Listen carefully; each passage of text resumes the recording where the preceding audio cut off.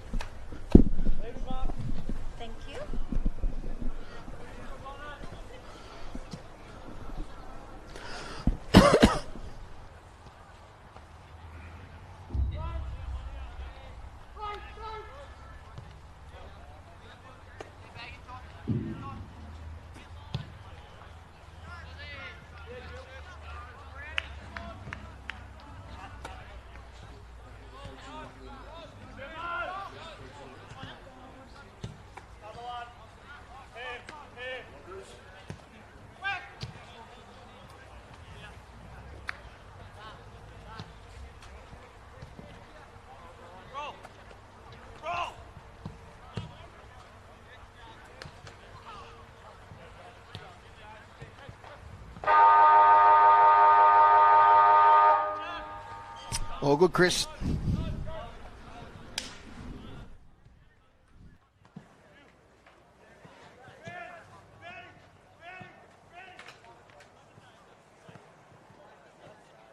Love it.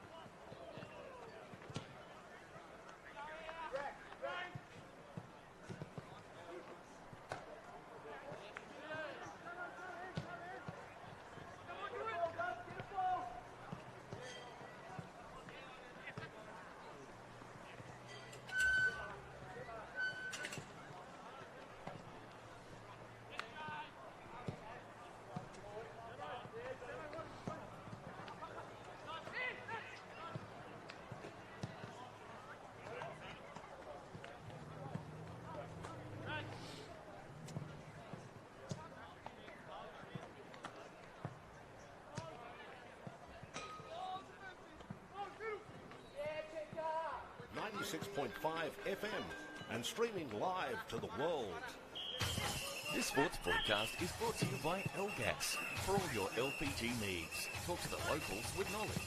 L-Gas, call 13 11 61, a sponsor of City Park Radio.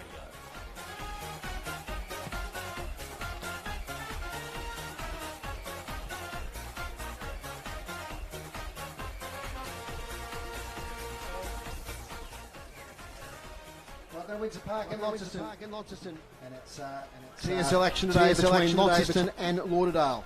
So we're looking forward to a game here between the top team and team that's struggling in 2021. Can they bridge the gap?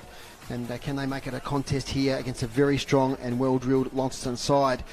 Bit of wet weather in other places in southeast Australia, but certainly it's a lovely day here. A little bit of a cool southerly breeze, but a pretty blue sky. Garand is in good condition, and we're set for some great TSL footy this afternoon.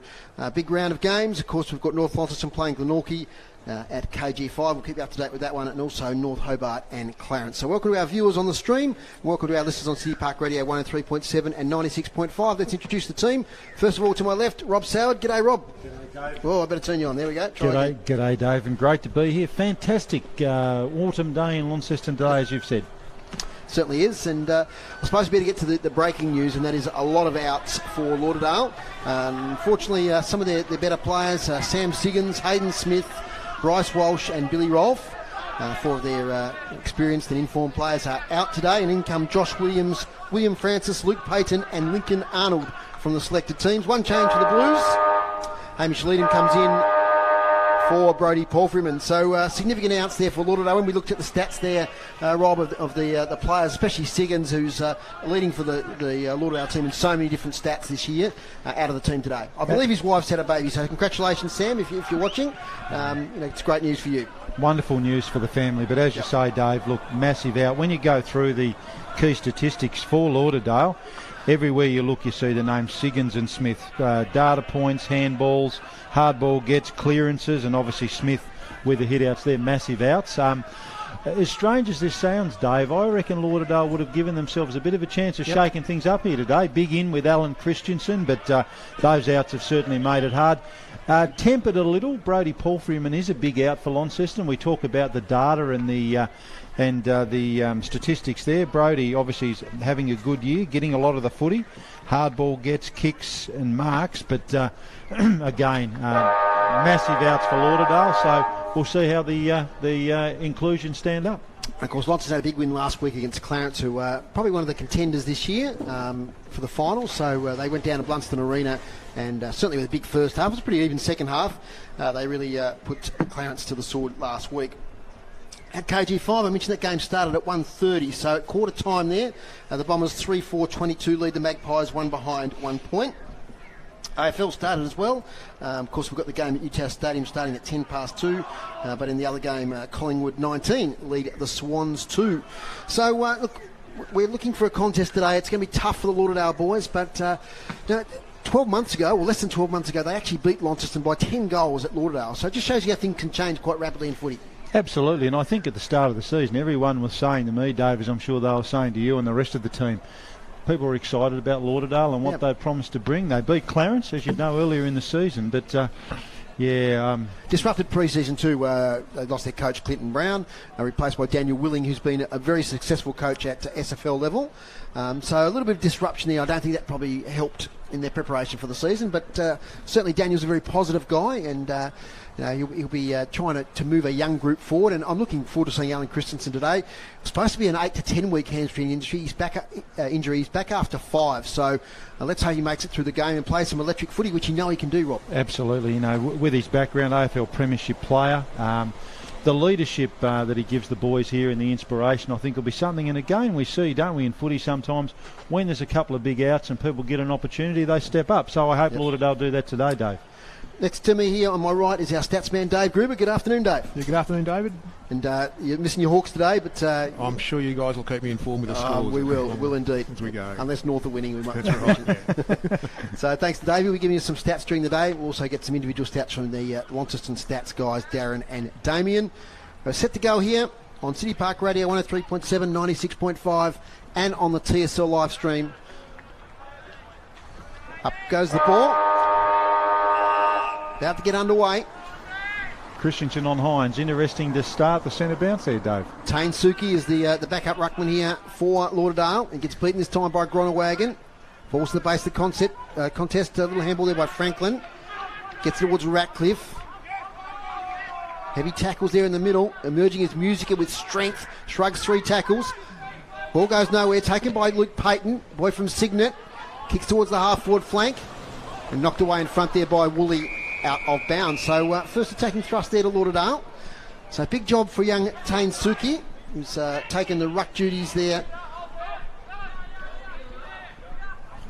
So I want to get off to a good start, Lauderdale. I mean, it's probably the statement of the obvious, Dave, but they really need a good start. So ball at the half-forward flank taken by Franklin. Kicks up towards half-forward. Started a bit early here at Windsor Park, as we sometimes do, a couple minutes to 2. So now Blackberry takes the ball. Swung towards half-forward, and that's a mark. Taken there by Fergus Kenny. He takes about 45 out. Just left of centre. Good start for Lauderdale, Rob. Yeah, absolutely, Dave. And again, we've seen at times with Launceston a little vulnerability early on. What we've seen in some of our other games that we've covered, we've seen sides not take advantage of that opportunity. Kingborough we covered here a few weeks ago. A lot more inside 50s couldn't convert. Really, really important shot for Lauderdale here. Very, very gettable goal. Great conditions. No excuse if he misses it from where he is. So Fergus Kenny lines up and puts it through for Lauderdale. And they're underway here at Windsor Park. 1 goal straight 6. Launceston yet to score. Yeah, just the start they needed, as we said. Nice move forward. Launceston's defence has been really, really good this season, Dave. But again, that first inside 50, Lauderdale capitalising, and obviously they'll be very, very happy with that start. City Park Radio 103.7 and 96.5. Bringing you the action here at Windsor Park. Back in the centre.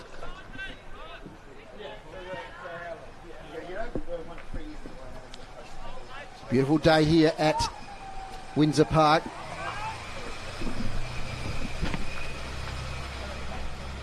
Underway again. Could be a secondary ball up in the centre. Might be a free kick here. Kicked inside 50 for Launceston. Chance here for House. Up against Oscar Shaw. Taken by Taylor. Swings towards goal. Hines an opportunity. And free kick for a trip. It'll go to Lauderdale. He got excited, the Launceston player. He's pinged it through, but as you called it, Dave, it's a Lauderdale ball for a trip. But the big challenge for Lauderdale too, Dave, today will be how they handle Launceston's forward line that have just been absolutely electric. Provide all sorts of nightmares for opposition defences with what they've got in there. Kick outside defensive 50, mark taken. Kick inside 50 now for Launceston, in towards full forward over the head of Riley. Thorpe's there, he's up against the boundary line. Handball's now towards House. And it's out of bounds. In fact, that was Denellen in there. Jack Denellen, number 53. He's been a real jack in the box for him, hasn't he, Dave? Denellen? He certainly has. He's worked his way back into the senior side. So Oscar Shaw, he's going to get a 50-metre penalty. Yeah, unnecessary contact there off the ball. Launceston player got himself involved in that. Silly, didn't really need to do that. A couple of inside 50s there for them, and the pressure relieved now for Lauderdale.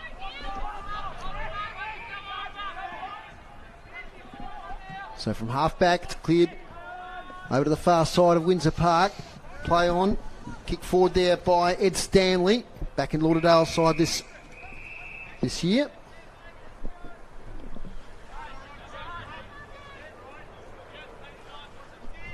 So just having a few trouble with our graphics here at the moment in the stream. So we just about got it sorted out. So we've got Lauderdale 1 goal straight, 6. Launceston yet to score. Ball on the far side, near the interchange boxes. Little handball forward there from Lauderdale by Christensen. Out of bounds on the full. Yeah, free kick to Launceston.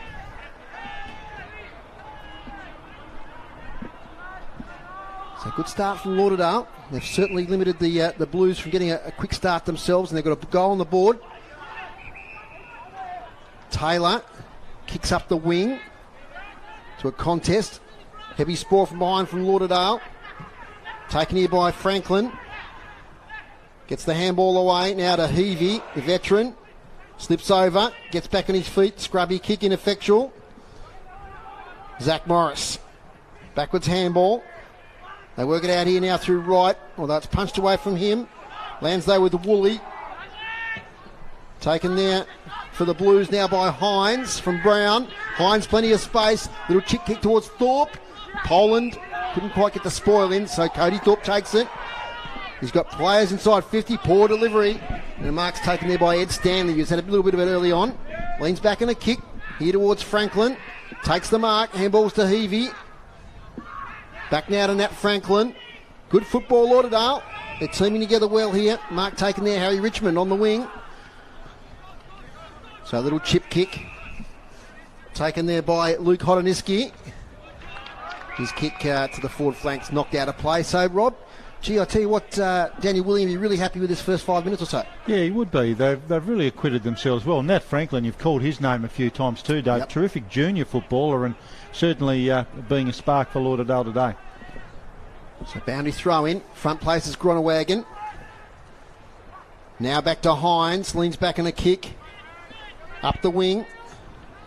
Punched away. Might have been over the shoulder. So free kick going Launceston's way to Pitcher. Pitcher finds Denellen with a heap of space. 2 kicks out from goal. Heads inside 50 in the Riley direction. Clears him out of play in the forward pocket. It's not hitting targets at the moment going in the forward 50, Rob. No, they're not, Dave. And an interesting thing with Launceston as well, Lauderdale as well, they're letting Jake Hines run around by himself. And we saw in every game we've covered, he's cut sides to pieces. So they'll need to do something about that. Boundary throw in.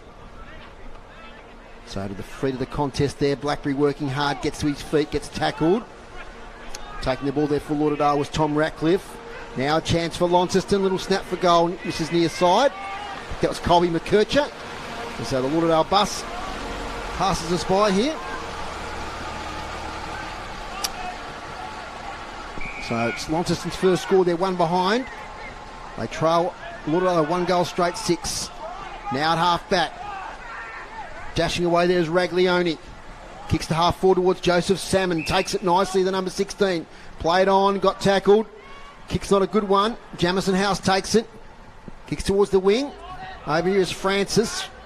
Leads in the race of the ball is William Francis up against Miller. And they track the ball over the boundary line. So boundary throw in.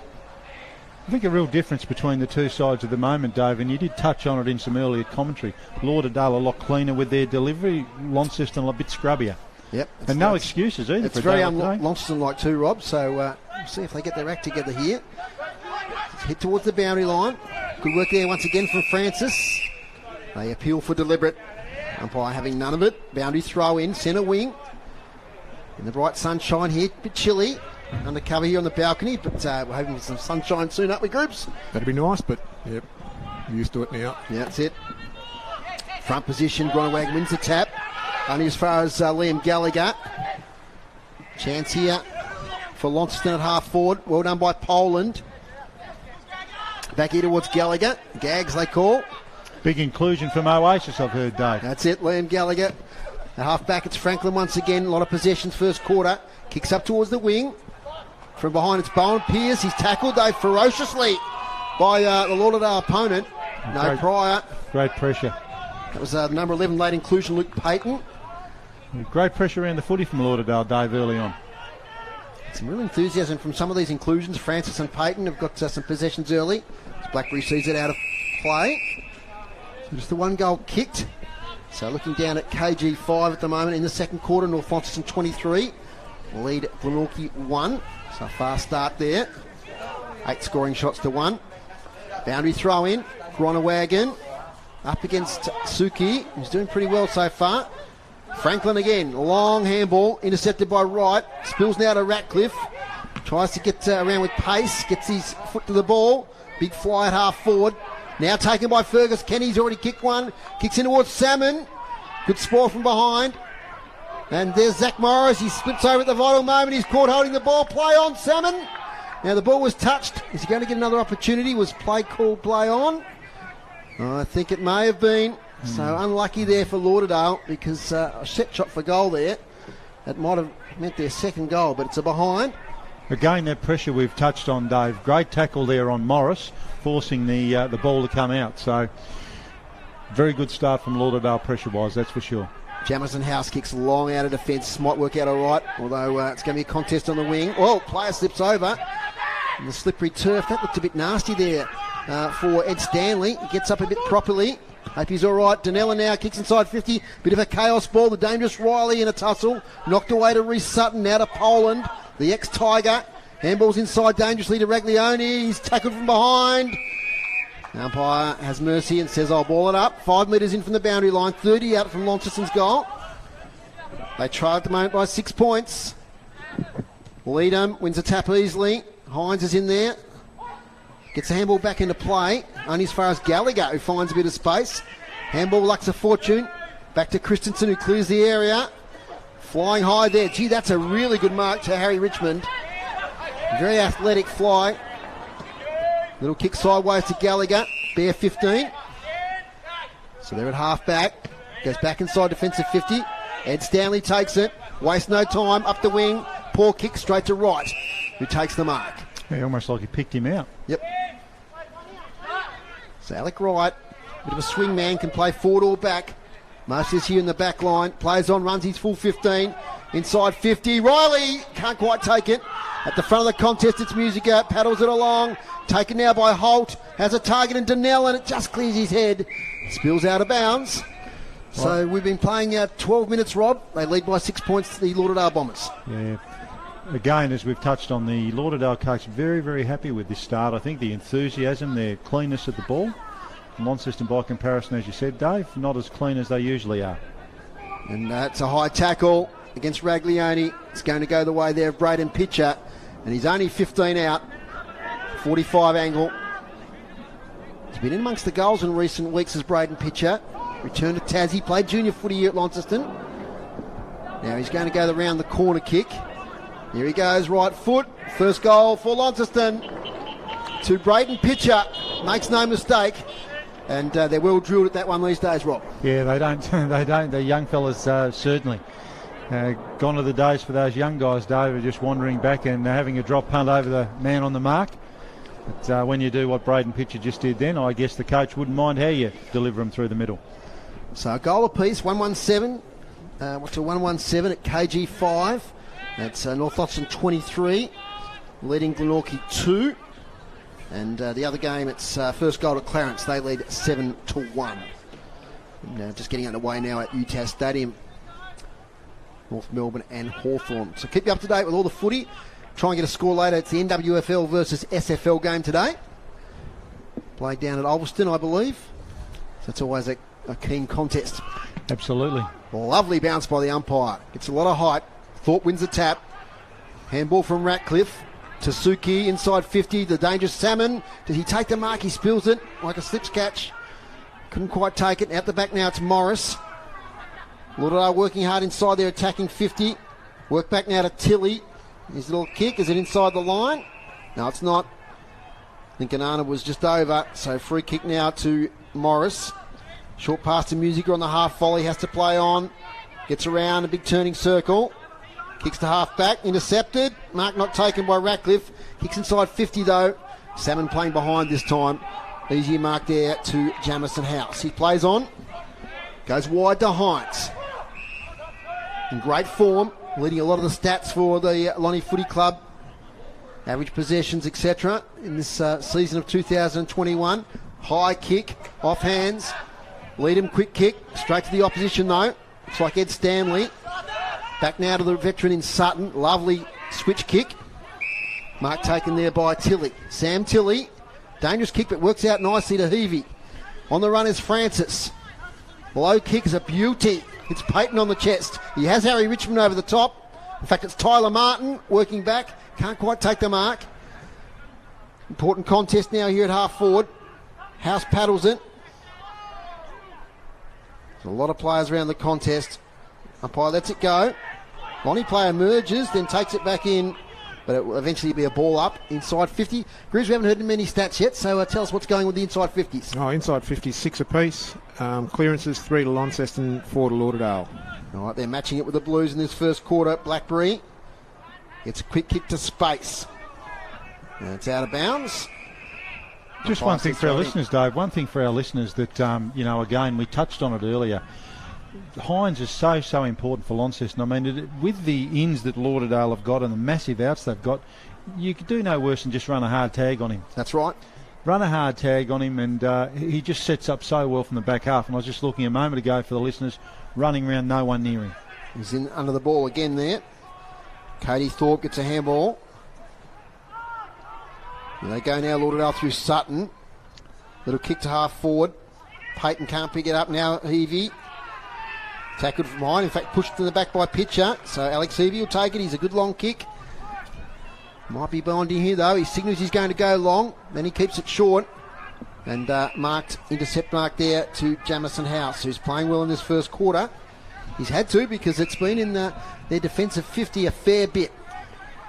Goes wide. Over here looking for Morris. Clears the contest out of bounds.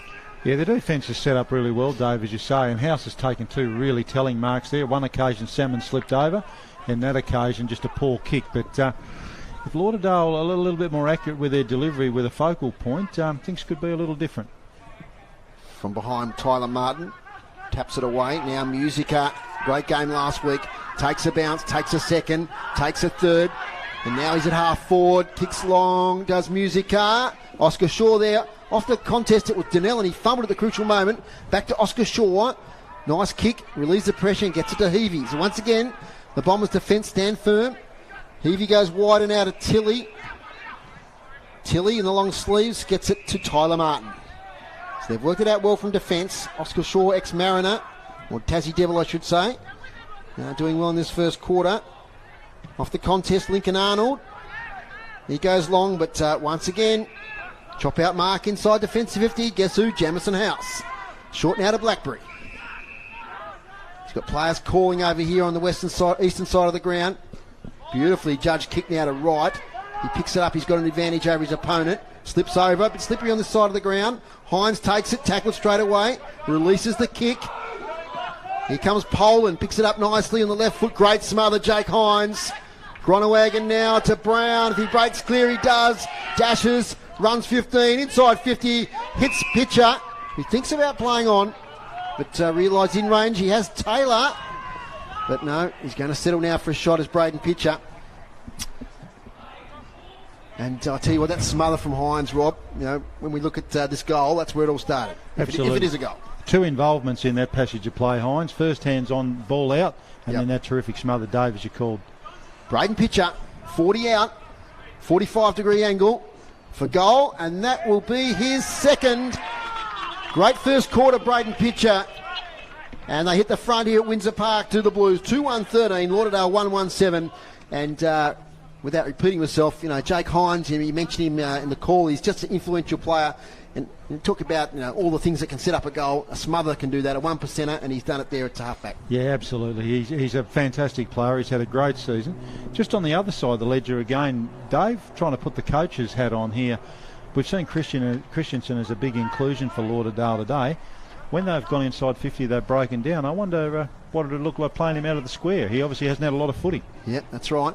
And just hope his hamstring gets through the rigours of this game. He's on the wing at the moment. So good contest. That's what we wanted to come and see so far in this game. It's the Blues just by a goal. Handball from Gallagher. Finds Heavey. They get to half forward. Off hands to Morris. Goes left, right, and back to the left again. Throws on the boot. Over towards Holt. Got too far under the ball. But he might have been tunnelled a little bit there by Heavey. And he'll get the free kick. Players want him to switch in the middle, and that's what he does. Choice of 2. Musica. Sweeping handball to pitcher, will be under pressure. Long kick inside 50. Thorpe's there, so is Riley. To the front. Leadham lurking. Now we've got a free kick here. I think it'll go to Lauderdale. Holding off the ball. It's going to come back here to Poland. Handball sideways to McGuinness. McGuinness to half back. That'll be front on contact if it's not a mark. To Gallagher. Young player, impressed with him so far. He's come up through the ranks at Lauderdale. Oh, handball to Christensen under a little bit of pressure. Now to Stanley. Nice to Heavey. Handball back to Gallagher. They're at half back, the Southern Bombers. To the wing. Knocked away there from Woolley. He'll get his own spillage. He'll fall out of bounds. He's got his own little oasis out there, hasn't he, Gallagher? The way he's going about it, Dave. He has indeed. We're going to hear that one, a few variations of that one through the afternoon, Rob. I like it. He's been terrific. He really has. Great first quarter from the young guy. I'm into dad jokes. I love it. As front position, Groenewegen. Hard to get it out of here. A lot of players around the contest. And it'll be another ball up. So I might quickly give the North Launceston Glenorchy score. Pye still yet to score a goal. And North Launceston at 4-8-32 with Tommy Bennett lining up. So a pretty fast start there. Get the AFL at the next stoppage. So Hines goes in. He's tackled front on. And there will be that stoppage. So let's have a quick look. And at UTAS Stadium, Hawks have kicked the first couple. They lead 12-1. And the Pies lead 26-8 over the Swans. As it's out of bounds, so just a quiet passage of play. It's pretty good standard game so far. Perfect day for footy. Yep. Again, with Smith being out for Lauderdale, they're certainly going to have their hands full with Groenewegen and Leadham in the ruck, that's for sure, and we're seeing that early on. Yep, if you haven't heard, if you just joined us, 4 laid outs for the Bombers. They being Siggins, Smith, Rolfe and Walsh. So eventually get a possession. Hines kicked it towards half forward. Poland front position. Couldn't quite take it. Still at left half forward. Taylor takes it. Gets it to McKercher. He kicks to space. The only one there, though, is Ed Stanley. Gets a favourable bounce. Slips over trying to evade Groenewegen.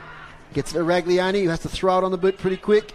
Now Heavey's had a good first quarter. Oh, I was going to say lovely handball, but Payton couldn't quite rein it in. Now it's Hines again, another possession. But straight back to Raglione. Sideways to Shaw. He's under pressure. Bundled over. Boundary throw in. Score is 2-1-13 Launceston. Lauderdale 1-1-7. City Park Radio Sport tonight at the Elfin Sports Centre. for the big game between the Diamond Valley Eagles and the Tornadoes. Torns went down last week, and they want to get back on the winners list. Front position, Gronawagon towards Blackberry, might have been held. Quick kick by Tilly, thumped away by Woolley, close to the line and over the boundary line. Of course, I haven't been out there. Rob, what do you think about any wind assistance today? It's a bit of a southerly, so it could be favouring unusually the northern end here at Windsor Park. Yeah, certainly not a lot in it. No. So we're seeing kicks go distance at both ends, aren't we? So yes, far, anyway. Yeah. So Gronawagon takes it out of the ruck, kicks towards half forward. Good battle here between Shaw and Thorpe. I like the look of Oscar Shaw so far. He's really matched some pretty tough opponents there. Yeah, he certainly has. He's had a really good start, as have the whole Lauderdale defence. Getting those matchups right will be spot on. And McGuinness on Riley, that's a huge one today. He hasn't had a lot of possessions yet, McGuinness, but he's kept Riley pretty quiet. I think he's had a touch yet, hardly. And I think Riley come off 9 goals the last time we called them, Dave, didn't he? Absolutely, and I think 10 the week before that. So he's on song. Now there's a tackle there over the boundary line. So just a quiet passage here. They've gone for a bit of a different look today too. We saw Musica do some damaging work in the forward line the last time we called Launceston. He's been really good off half back today, Dave. And that's the versatility of the team. I mean, you can just throw right up there. Lots of players could go play forward. Now we've got a whistle on play. Umpire, which way is it going to go? The players rush in our direction, so it's going towards Launceston. Looks like Hines over there. I might have to sneak down to the Lauderdale box and put someone on him, I reckon, Yeah, Dave. we'll get the stats at quarter time. He's had a bit of it. Big fly there from Thorpe. But once again, that tight back line at the moment. We've got Poland up there, Shaw, and also McGuinness. 3 of the best in the business. Keeping the Lonnie forward line fairly quiet. Delivery is obviously a factor too, I think, Dave. It's not coming in as clean as I'd like it, other than those 2 goals to Pitcher that we called. Quick kick, Blackberry. Here's Riley. He's out the back, but it's taken there, and it's kicked through by Musica. So, opportunist goal there, Michael Musica. He was in the right place at the right time at the back of the contest, and that's the 3rd goal for Launceston. They open up a bit of a break now. 2 goals up, 3-1-19, leading Lauderdale 1-1-7. Real coach killer, that one, isn't it? You know, they've worked so hard, Lauderdale, and just to have that little cheap one over the back. Musica's extremely intelligent footballer. He's got a really high football IQ and just the right spot at the right time, and a nice easy goal for him. Okay, so Lauderdale kicked the first, and Launceston reply with the next 3. Such is the standard we set for Launceston at the moment. You know, they are in front by 2 goals, but we feel as if they're not playing an impressive brand of footy just at the moment. No, they're just, again, as they've shown us all year, they just take their opportunities, don't they? That's right. That's what good sides do. The ball up, the bounce down, taken by Hines. Little kick, not the distance. Now to Christensen, lovely handball. Kick inside 50, chance here for Lauderdale, but House once again. He's how many marks inside 50? Once again, we'll get the boys from the Launceston stats to tell us that at quarter time. Lovely kick to Jake Smith. 45 kick now here to Nellen. Handball. This is Josh Woolley kicking inside 50. Long kick. Riley goes through his hands. Might have been a bit of pressure there from McGuinness. Spills out of bounds. Length of the ground stuff there, Dave. Jamison House 3rd mark inside 50 for the quarter. Ball starts at full back and ends up in their forward line. Yeah, that kick from Woolley, it must have gone about 55, 60 metres. Drop punt. Yeah, great luxury having a quality player like him running off half back for you. Absolutely, Rob. Is taken now here by Smith. Tries to get round, but then it has to handball. It's not a good one. It's out of bounds. Left half forward. So we're 26 minutes into this first quarter. So not long to go. I still think Lauderdale will be happy with the position they're in. Boundary throw in. Poland might have given a little shove there to Thorpe. Taken by Blackberry. Pryor there, I reckon. He got the kick away, though. Just booted out of defensive 50 now by the Bombers. Here's Morris approaching the ball. He doesn't kick many goals. He's gone over the top, though, to Donnellan. Can't take the slips catch. Taylor went without it. Good work there from Poland. He's back in there again as Will Poland. He's on top of the ball. And it'll be a ball up. So the Dale wouldn't want to concede one here late. And this is where Launceston are pretty good. Thorpe thumps away straight to McGuinness, doesn't waste any time. Oh, that's a spiral outside defensive 50. But nice mark taken by the debutant, Jonty McIver, boy from Wynyard. Leans back in a nice left foot kick. Here was Riley who rises up, but never a chance. Sorry, Rob. Yep. Can't afford to give a score away here, Lauderdale. It'll undo a lot of their good work, I think, Dave. Yes, so they're right in the contest. It's just a couple of goals of difference. They probably could have kicked a couple more, Lauderdale, of the opportunities they've had inside 50. Just got to be a little bit more measured here. I mean, hack kicks out of defence just aren't going to do it against this Launceston side. So Poland might have won that tap. Gets it there to his teammate Hodoniski. He was tackled to a standstill. Ball up. A lot of players in attacking 50 for the Blues. Hines, great smother there from Franklin. Now Smith, handball sideways, Riley, tries to get through, tackled, goes back on top of the ball again. And that's been a feature of the Lauderdale play in this first quarter, is their pressure. Yeah, their pressure's been outstanding, and it's had to be. Whether they can maintain it will be the key, Dave. Smith takes it, gets it to Colby McKercher. He loses possession. Now Franklin. Sutton kicks smothered there by McKercher. He grabs it again on the boundary line. Colby McKercher centering ball here towards Musica. Oh, didn't quite take it. And that's out in the full off the boot there of Oscar Shaw. And who's going to claim it? Looks like Jack Donnellan's going to claim it. He pounced on that, didn't he? He did indeed. Typical forward. He's just, I think that's the quickest I've seen him move, Dave. Yeah, I'm sure he practices these at training. Does Jack Donnellan. Here he goes. On the left, Donnellan, no mistake. Great conversion there by Jack Donnellan. Unlucky for Oscar Shaw off his boot in the forward pocket. But Jack Donnellan, he loves a goal and he's got one there, and that's their fourth. 4-1-25, Lauderdale 1-1-7. Relentless Blues pressure, as we said, you know. They just kept the ball inside 50, kept the pressure on and got rewarded for effort. Mistake by Shaw, unfortunate, but again, just that pressure that was on him. You know, he tried to hack it off the ground and out on the full, and Donnellan taking full advantage. Right on top now, North Launceston at KG5, leading 51-2. It's late in the second quarter. You could end up with a cricket score there, Dave. Yes, it's Glenorchy Cricket Club home ground, so could well be. And good contest at Launceston Arena. Clarence 20, North Hobart 15. So a bit of fire in that clash with a few of the Demons players headed to Clarence in the off-season. So there's been a lot of press about that during the week. As the first bounce goes outside the second of the circles. So now it's thrown up. Suki up against Leadham. Leadham wins it, but straight to Franklin. Kicks to half-forward flank. Arnold's there, but beaten to it by Holt. He gets the handball away to Morris. Kick over the top to Blackberry. In front of the interchange boxes on the far side. Blackberry now plays on from the mark. Kick towards attacking 50. That's a great mark, Cody Thorpe. He wheels and goes inside 50, leading out as Riley, who takes it. Lovely mark. Once he gets in front, he's hard to beat, is Dylan Riley. His first look at him today here at Windsor Park. Great mark too at half forward by Cody Thorpe. So Dylan Riley, leading goal kicker in the TSL. Lining up, he's only 15 out, 45 angle. Dylan Riley kicks his first. And now they're starting to get on top here at Windsor Park are the Blues. 5-1-31. And they're leading Lauderdale 1-1-7. Couple of quality marks there, Rob. First from Thorpe and then from Riley. Yeah, and again, you give them that supply of ball, their forward line's going to cut you to pieces. We've talked about it all season. You've got that great blend of talls and smalls, and you've got someone like Riley who plays bigger than what he is, very athletic. Yeah, alarm bells definitely ringing, I'm sure, in the Lauderdale coach's box at the moment, Dave. So we're late in the quarter, Rob. Can you glance through there? What do we got? 31 minutes. 31 minutes. Yeah, so it's a long quarter.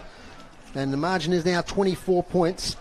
AFL, Hawthorn 21, North Melbourne 7, and Collingwood 27, Sydney 9. So seconds left probably in this first quarter. Nice bounce. They've been doing it right out of the centre, Lauderdale. And there it is. It's quarter time here at Windsor Park. And at quarter time, it's Launceston 5-1-31, leading Lauderdale 1-1-7. Got the goal kickers for us there, Rob? I certainly do, Dave. For Launceston, we've got Braden Pitcher with 2, 1 each to Jack Donnellan, Dylan Riley and Michael Musica. And for Lauderdale, sole goal scorer in Fergus Kenny.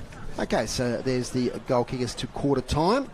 Gruber is compiling the stats. We'll get those in a moment. But before we go back for a few messages, Rob, what's your thoughts on the first quarter? Yeah, look, Lauderdale have certainly been their endeavour. You can't question that. But again, as I've thrown out in the call, Dave, a couple of things. They've got to try some different things. So a lockdown roll on Hines, I think you've got to try and keep him quiet. They need to get more out of Christensen too. And again, as I suggested, they've broken down going inside 50. Whether you play someone like Christensen out of the goal square, mix it up a bit. You've certainly got to do something because, you know, we know that you're playing the best side in the competition.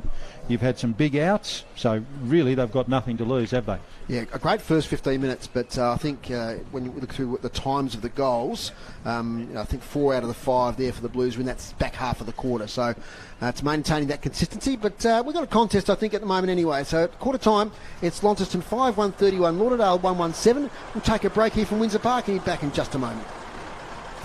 When it comes to your home or your local business, L-Gas is the smart choice. Make the switch and be rewarded with $80 in LPG account credits when you sign up. Whether it's cooking, hot water or heating, L-Gas has got you covered. For $80 in LPG account credits, visit the website lgas.com.au, download the L-Gas app or give us a call on 131 161. L-Gas. Local, safe and reliable. A sponsor of City Park Radio. Community Care Tasmania is your local not-for-profit home care service provider in Tasmania. We deliver a full range of home care services with care and empathy. Our friendly, professional and innovative staff will tailor care to your needs. Ring 6334 0990 or 1300 722 400 and speak to a local. Also, you can visit cct.org.au to find out more. At Community Care Tasmania, we put your care first. A sponsor of City Park Radio. Have you considered how much your property is worth? Or have you thought about selling or just getting a current market valuation? My name is Yvonne. And my name is Neil. Together we are Team Hawkins at Harcourts Launceston. Working under the Harcourts banner collectively for over 25 years, we have the experience, training and knowledge to help you get the results you were looking for. Call us for a free appraisal today and ask to speak with Team Hawkins. Team Hawkins, a sponsor of City Park Radio. You're listening to great TSL action, Tasmanian State League football, on City Park Radio. Windsor Park with Dave Moore, Dave Gruber, Rob Soward, and we've got a bit of skeleton crew today because a lot of the guys are off at the UTAS Stadium for the North Melbourne Hawthorn game, and the Hawks are doing pretty well there early. Some other scores at half time: it's North Launceston 7-10-52, leading Glenorchy 2 behind 2 points. At Blunston Arena, latest score I've got there is 3-2-20 for Clarence, 2-3-15 for North Hobart. Earlier today here in the Development League, it was Launceston 22-23, 155, defeating Lauderdale 2-14. And Groobs, you got the stats for us? Yeah, okay, up to quarter time. Dave. Launceston definitely getting the best of the hit-outs with 18 to Lauderdale's 5, but Lauderdale still getting their fair share of the clearances, and they've got 10 in the first quarter to 11 for Launceston. Inside 50s, Launceston 13, Lauderdale 9 that quarter.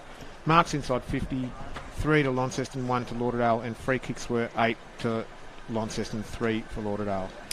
Okay, so yeah, that's interesting. We talked about young Tane Suki there having that big mantle. Hayden Smith, he's one of the best ruckmen in the league, but looks like they're getting their fair share of the clearances out of the middle, Rob. Yeah, they are, and again, the endeavour of people like Franklin that we've called a bit in the quarter, really, really important. And again, if they're going to stay with Launceston, Dave, they've got to maintain that. Okay, we get the stats from Launceston, thanks to Darren Lovell there. And when we look through that, Jake Hines, 12 disposals in that first quarter, Rob. Yeah, he's killing them. And, great smother that set that goal up that we saw earlier. I'd certainly be tagging him, as I've said, all game. Jamison House, 4 marks in that first quarter, all inside defensive 50, all intercept type marks. Yeah, he's so important to them back there, isn't he? I mean, they've got guys like Woolley in there as well, and Tuthill, who's been really good this year, but that's a really telling stat which says they're breaking down when they're going inside 50. Jay Blackberry, of course, consistent season, 9 disposals in that first quarter, 7 kicks and 2 handballs. Young Zach Morris back there, he's been pretty good in defence. Got caught with the ball there once, but he's had 6 kicks and 1 handball. And Cody Thorpe, very useful first quarter, took a towering mark there at half 40. He's had the 6 disposals. From Lauderdale's point of view, Rob, we talked about Nat Franklin in that first 15 minutes especially. He was on fire, and the back line's been working overtime. They've been pretty good. We talked about Oscar Shaw back there, Will Poland, and McGuinness as those 3 towers in defence. Yeah, and they've done a really good job, Dave. We can't forget that. But I guess, as we saw, and you quite correctly pointed out, as the quarter wore on and the entries inside 50 increased, Launceston capitalised on those opportunities, because I guess defences can only hold in there for so long, can't they? So again, for Lauderdale, the key would be restricting that ball supply to Launceston, stopping as many inside 50s and taking a bit of pressure off their defence, as good as they've been. Okay, so just reminding you, of course, next week, or next Friday night, we'll be at UTAS Stadium for the big derby game, Launceston and North Launceston, and the way it's shaping up at the moment, that'll be 1 versus 2 on the ladder, barring any strange result there at KG5, where the Bombers are well in front. And of course tonight, as I mentioned, we're at the Elfin Sports Centre. We love bringing you all the Tornadoes games at home, and they're up against Diamond Valley this evening. So a big day of sport here on City Park Radio. Yep, so a lot to play for here for the Bombers. I think Daniel Willing, obviously we haven't got our boundary riders today, but I think there'll be aspects of that first quarter he'd like. And if you just joined us, of course, Rob, we had those big outs before the game, didn't we? Yeah, massive outs. I mean, when you lose people like Sam Siggins, Hayden Smith, and an experienced player like Bryce Walsh, that's certainly going to put you under the gun. They haven't disgraced themselves, as we've said, the pressure's been great. They've certainly been winning their share of the ball, but first 10 minutes of this quarter will be crucial, and I'm sure their coaches stress that to them, Dave. Christensen's been a bit quiet, but a couple of times when he's got the ball, he just shows that class and disposal, doesn't he? He does. He looks like he's got so much time when he gets his hands on it, which, you'd expect from someone with the experience of Alan Christensen. And perhaps a little bit of rust too, being out of the game for about 5 weeks with that hamstring injury. Anyway, we're underway here in the second quarter at Windsor Park. Dave Moore, Rob Soward and Dave Gruber with you. As the ball is bounced. Nice tap there by Gronewagen. Taken by Franklin. It's it back there to Oscar Shaw. He kicks wide. Mark not taken there by Tilly, but he's got time to recover. Picks it up. Kicks it towards half 40. Might have been dealt with afterwards. He was. So we're going to get a downfield free kick. It's going to go to Hodniski. The young man. Chance of the first inside 50. Wasn't much in that one, but, he'll take it. And, again, important start for Lauderdale. Hodniski, he might give this to Tilly. He's telegraphing it. He goes there now. Tilly, 48 out. Kick semi-smothered, but that gets him some ground. In fact, it wasn't smothered, beg your pardon. It was out of bounds on the full. Certainly didn't hit the sweet spot there, Dave. No. It was a real helicopter. That's why I went so wide. I thought it must have been smothered, but, yeah. Like a wounded duck, that one. From the back line, Hines, another possession. 50-metre kick towards half-back. From the front of the contest, it's right. Wrestles himself free. Hits Taylor in the face, but he manages to get it. Blackberry in a wrestle. Oscar Shaw again. Handball there straight towards Stanley. Kicks to half forward to Heavey. Here the call's there right in front of us. Gets it nicely to Franklin. Handball now to Suki inside 50. The kick taken by Morris. He drops the mark. Christensen's there. Fergus Kenny. Kicks to the goal square. 1-on-1. Harry Richmond up against House. House does pretty well. Almost picked up there by Salmon. Salmon's got it. Burrows into a tackle. And it'll be a ball up. Good result for Lauderdale. 10-15 metres out from their goal. Yeah, great play though by Jamison House, using his strength and size to hold his opponent at bay in a real one-on-one contest there. So wouldn't be too disappointed with that, Launceston. Tyler Martin won the tap. So only as far as Bowen Pearce. Sideways handball to Hines. Inside out kick. Gets a lot of distance. Gee, that's a good mark. If it's paid to Musica. Fantastic grab. Michael Musica kicked the goal in the first quarter. Been lively, hasn't he? Absolutely, he's having a good season, looks fit. So he goes long. Binoculars tying him on the wing. Taken by Suki, tackled straight away by Blackberry. Gronewagen held by an arm, ineffective kick. Going in is Denellen. And it'll be a ball up. On the wing.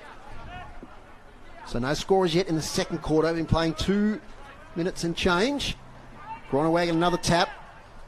It's at Christensen, he's tackled straight away.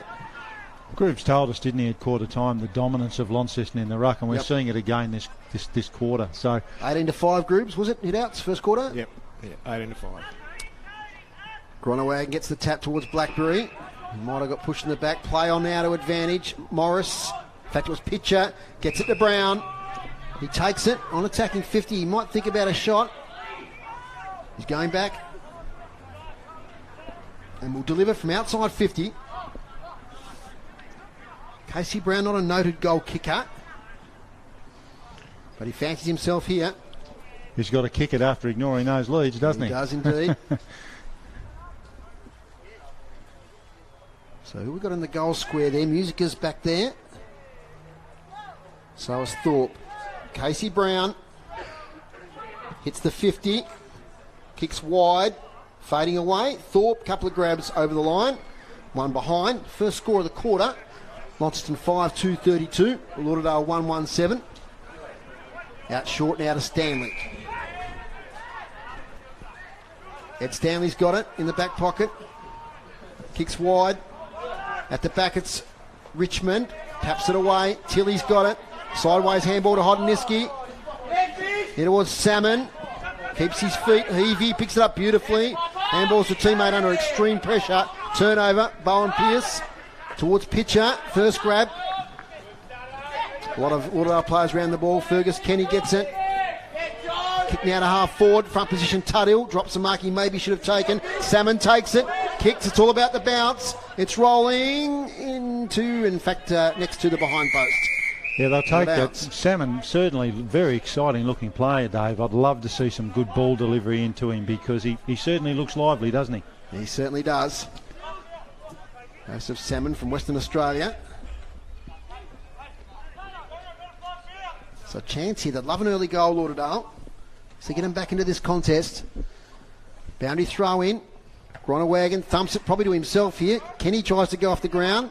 Hodniski's got it. Releases the handball. And it's over for another boundary throw in. Notice too, Dave, for the listeners, very, very Christensen aware around goals here at the moment. Jake Smith standing him a moment ago. A lot of players around him. So opportunity for someone like Christensen to bob up here. Well, it was mentioned that Zach Morris might go to him, but Morris is on Heavey at the moment. Players dive on the ball in front of the goal square.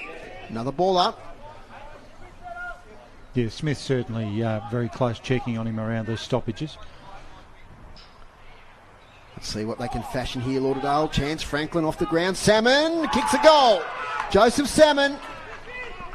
He jumped on that opportunity and slammed it straight through to the northern end here of Windsor Park. And that's a handy goal to Lauderdale. Yeah, they needed that. And, Salmon's just, for the listeners, really showcasing his athletic ability there. Beautiful read of the ball off the ball up and, kicked a great goal. And quick. Accelerated straight off the contest, didn't he? Absolutely. As I touched on before, Dave, some good delivery into him could cause some problems. One of the things where Launceston have been really dominant this year in all the games that we've seen them, the opposition team that they've played haven't had that dominant forward presence, and their defence have had time to get the ball out. So good delivery and a nice focal point forward could turn things around here for Lauderdale, that's for sure. Well, that's the goal they wanted, just to try and stay in touch. In the centre of Windsor Park, Groenewegen wins the tap. Shark by Franklin. He gets a kick towards half forward. Little tap on by Hodniski. He's been pretty good. They're listening to us too, Dave. Christensen inside 50. Woolley to Pitcher, who has space. This is where they're dangerous. Hines is lurking. He goes to him now. He just holds up, wheels round on that left foot, kicks it 50 metres inside 50, but a nice mark there to Poland. Gets it to McGuinness. Goes shorter now towards Suki. Suki kicks it in the direction there of Richmond. Nice ball over the back though by Pierce. Back onto it is Bowen Pierce, a former South Launceston player. He sees the ball over the boundary line. Good pressure there from Lauderdale around the ball and great movement out of their back line as well. So they're lifting, which is great to see. Yep, so those two again, Poland and McGuinness, they're combining nicely out of the back line. So boundary throw in. Front position, Groenewegen. Straight to Heavey, who's been busy. Throws on the boot. House, though, takes his 5th mark for the day. Inside defensive 50. Might go to Morris. He goes shorter here. Dangerous towards Holt, but the delivery is beautiful. Holt takes it on his chest at half-back. Plays on, bit indecisive. Chip here, intercepted. Harry Richmond. Richmond plays on now. Kicks to the pocket. One-on-one, Christensen and Morris. Well done, young Morris. Hammers it away. Tilly's there. On the boundary line, Tilly to the goal square. Salmon rises high. Falls out of bounds. Some really interesting things in that passage of play there, Dave. Christensen on Morris out of the goal square. So that'll be interesting to watch. But also that Lauderdale pressure that we've talked on the last few minutes. They've certainly ramped it up, which is great to see. Crowd at 50. Lauderdale. Tyler Martin in front, but thumped away by Gronewagen. Only as far as Tilly. Here's Tilly again. Releases a handball. Just in time. Taylor's got it. Gets it to Morris. Hacks it out of defence. Bouncing ball. Centre of Windsor Park. Handball given up now to Riley. Open forward 50. Not a soul in there. So Smith has to hold it up. Takes a bounce. Waits for reinforcements. Over the back, it's Thorpe. Well done, Poland, but Thorpe takes it. Play on. In fact, it was Oscar Shaw back there. Now Poland's got it. Switches play nicely. Mark taken there by Heavey. Up the wing, and it's a nice mark taken for the Bombers. Kick inside, or up towards the attacking 50. And Bowen Pearce with a chop-out mark. Breaking down on those forward movements again, Lauderdale, aren't they? This ball now lands with Musica. He's at right half back. Handball over the top to McKercher. Gets his way around is young Colby McKercher. Handball's now to Blackberry. Inside now to Woolley. Woolley long inside attacking 50. Another entry, but Will Poland back there. Ever reliable. Takes another mark. Little kick to McGuinness. They're combining well, those two once again. Wide and out of Shaw. Oscar Shaw looks for Salmon. He slips over. Slippery Salmon. And Stuart Tuthill takes the mark. Yeah, they're having trouble with their feet a bit here, aren't they, Dave? No reason for it, really. Jack Tuthill, that is. Sorry, not Stuart Tuthill. I know it's Stuart Tuthill. Yeah. It's taken out by Musica. He weaves around a few, takes a bounce. Tilly charges at him, but Musica gets a kick inside the goal square. It bounces. And unluckily for Launceston, bounces the wrong side of the post. It's only their second score of the quarter, Rob. 5-3-33. Lead Lauderdale 2-1-13. Inside 50s groups. Inside 50s 5 apiece, Dave. Okay, as Wright takes the mark though. That'll be number 6 as it's straight to Taylor, who takes it. He's about 45 out, 45 degree angle on the left hand side. As the sun comes out here again at Windsor Park and lifts the temperature. He pops up every game for a couple of goals, does Brendan Taylor. Probably right on his range here. Kicking to the town end of Windsor Park. Sets it out to the right. Won't come back. It'll make the distance. It'll be one behind. 5-4-34 to 2-1-13. From defence. Little kick from McGuinness to Sutton. Shields his eyes from the sun. Which will approach us in the balcony here very soon. Sutton, here looking for Suki. Nearly takes a good mark, the boy from Dodgers Ferry. In fact, chopping of the arms, he'll take the free kick. Goes wider. Good kick in the end to Gallagher. With the call Gags. It's his nickname. I said maybe. Up the wing. Taken by Christensen. Handball to Heavey. Back to Christensen. Gee, that was pinpoint stuff there. Taken by Lincoln Arnold. He thought he was caught. He eventually got the handball away. It was actually free, was Lincoln Arnold. 3 against 1 contest at half forward. Jake Hines takes it. Handball backwards to Holt in defence. Now to Woolley. Gets around Gallagher. Kick under pressure. Coughs it up to Heavey. Left, that's right half forward for Lauderdale. Seen Holt at both ends of the ground too, Dave. And Sutton at both ends of the grounds as well. He was in the back pocket a second ago. Now he's at half forward. Couple kicks out from goal, Reece Sutton. Kicks high, hoping for a marking contest here. Tyler Martin. 2 against 1, he got sandwiched. Chance for Lincoln Arnold. Ball, says the crowd. Arnold on the boundary line. Gets tackled a couple of times, but no one could really hold him up there, Lincoln Arnold. Tough player from the youngster. Boundary throw in. Yeah, he did well, Arnold. He was probably unlucky not to get a free there for just a bit of an over the shoulder. Been in the Tassie Devils program last couple of years, Lincoln Arnold. Late inclusion today. Just knocked out of the way there was Tyler Martin. So the ball up. Yeah, Hamish Leadham got rid of him, didn't he? So 12 minutes, 13 minutes down this quarter. No goals to Launceston. 1 goal to Lauderdale. Here's a chance at the back. Fergus Kenny kicks towards the goal square. A lot of blues back there. Right, can't quite take it. Taken there in the back pocket there by McIver. His kick towards Miller ricochets off his thigh, out of play. Yeah, that delivery into the forward 50, we've talked about that a little bit. It's got to be better from Lauderdale. As Groob's told us in the stats, they're certainly getting the opportunities, Dave. And that's where they missed Siggins today. He's a marking target. He could have been switched forward. Been playing mostly on ball this year, of course. Tyler Martin just taps it back towards the boundary line. Groobs, some clearance stat there. Oh, Lauderdale all over at this quarter. They're 6-1, even though Launceston's still dominating in the ruck. Yep, so they're reading the tap work of Leadham and Gronawagon really well. So still inside 54, the Southern Bombers. What can they fashion here? Nothing, as it's taken by Coley McKercher. But he throws on the boot, and Tane Suki, impressed with this young man. Big mantle today in the ruck. Little kick to McGuinness, barely 15. So all players in the front half of the ground here. McGuinness, inside 50, tough one to mark. Off hands. Fergus Kenny, now to Payton, left foot snap. Luke Payton, which way will it bounce?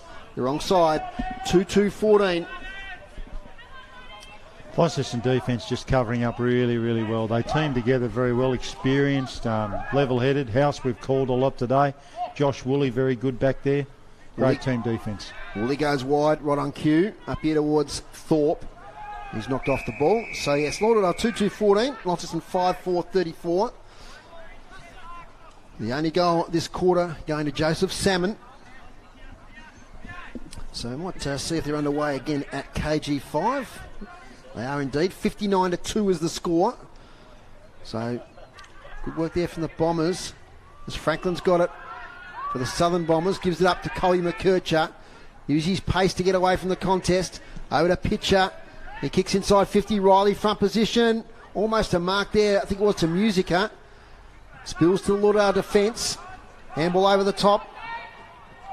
Chance there for Hodoniski. Was met high there by Blackberry. Played it well, the young man. Yeah, he did. Fortunate there, Hodoniski. Ratcliffe has got it. At half back. On the left foot, Ratcliffe. Target was Suki, but intercepting was Morris.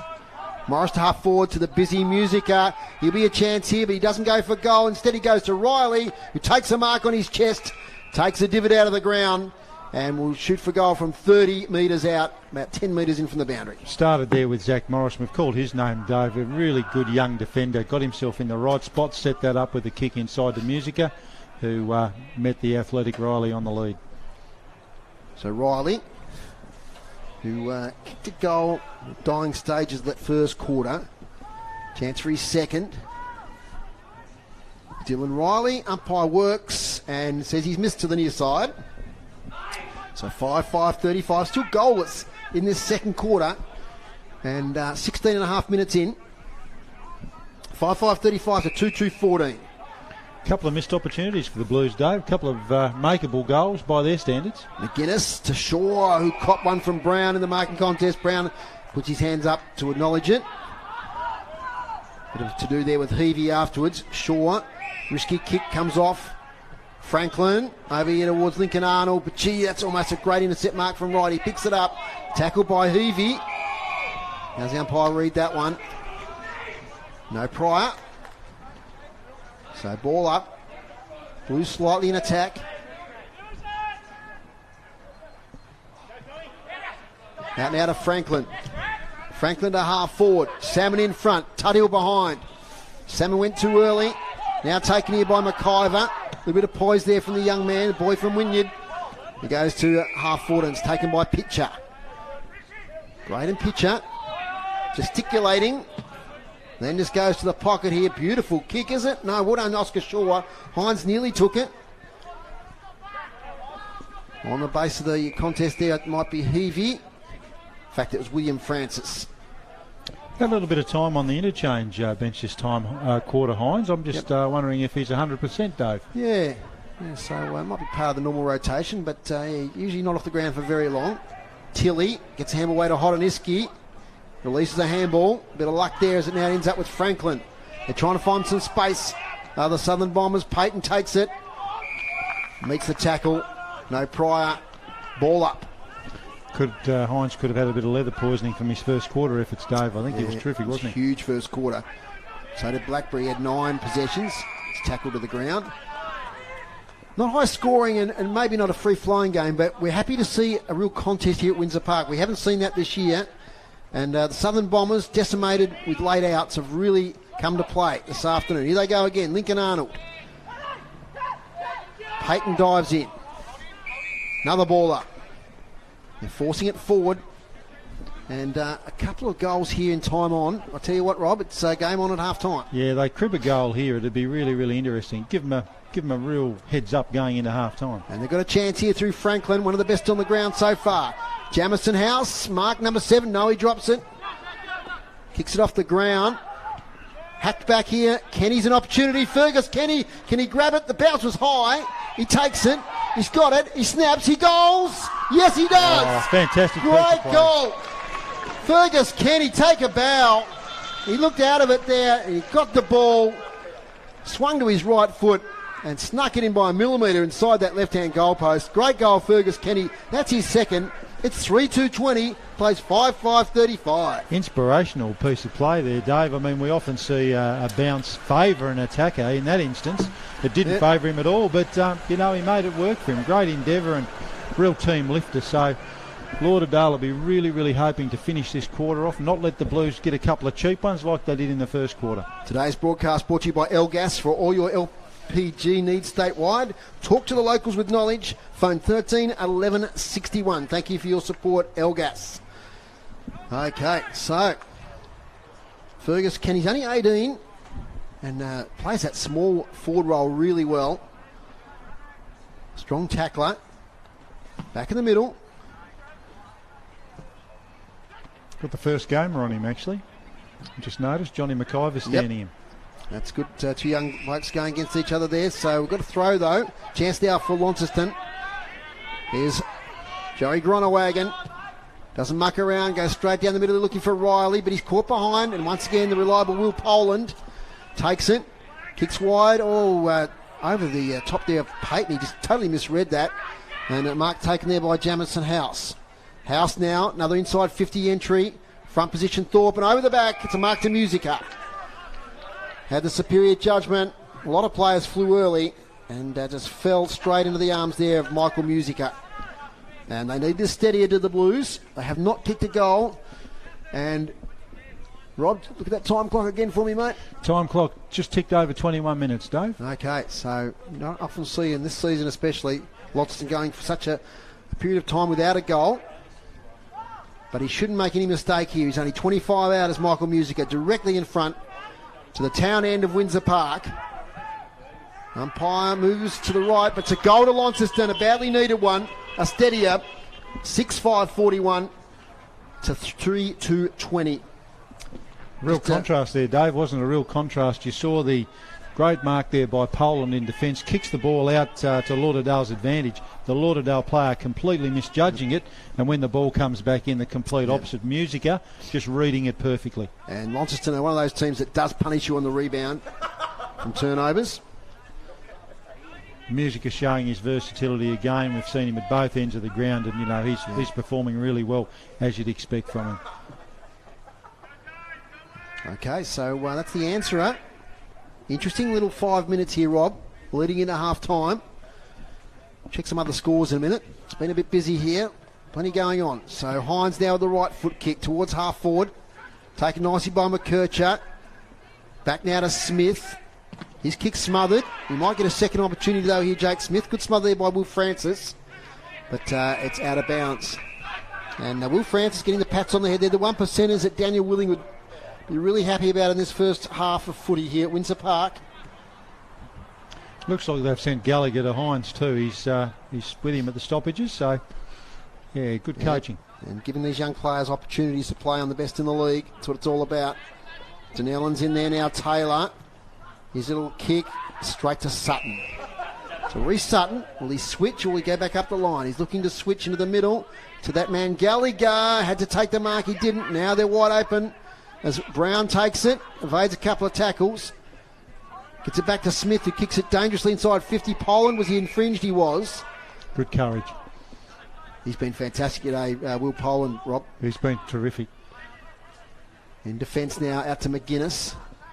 Has play here on the wing. Overcooks it. Josh Williams couldn't take the mark. His fellow number 2 did. That was Holt. Kick towards half forward. Musica used his body. Gets Sutton out of the way now. He takes it. Musica. This is for 2 goals in a couple of minutes. He misses to the near side. Probably needed to do better there, didn't he? Great piece of play, and he really should have finished that off. 6-6-42, 3-2-20. 2 goals to 1 in this second quarter. It was 5 goals to 1 at quarter time. McGuinness in the orange boots. Kicks it beautifully outside defensive 50. Oh, what a mark by Tilly! Young Tilly got up real high there and took a lovely mark. That's mark of the day so far from the youngster. Wowzers.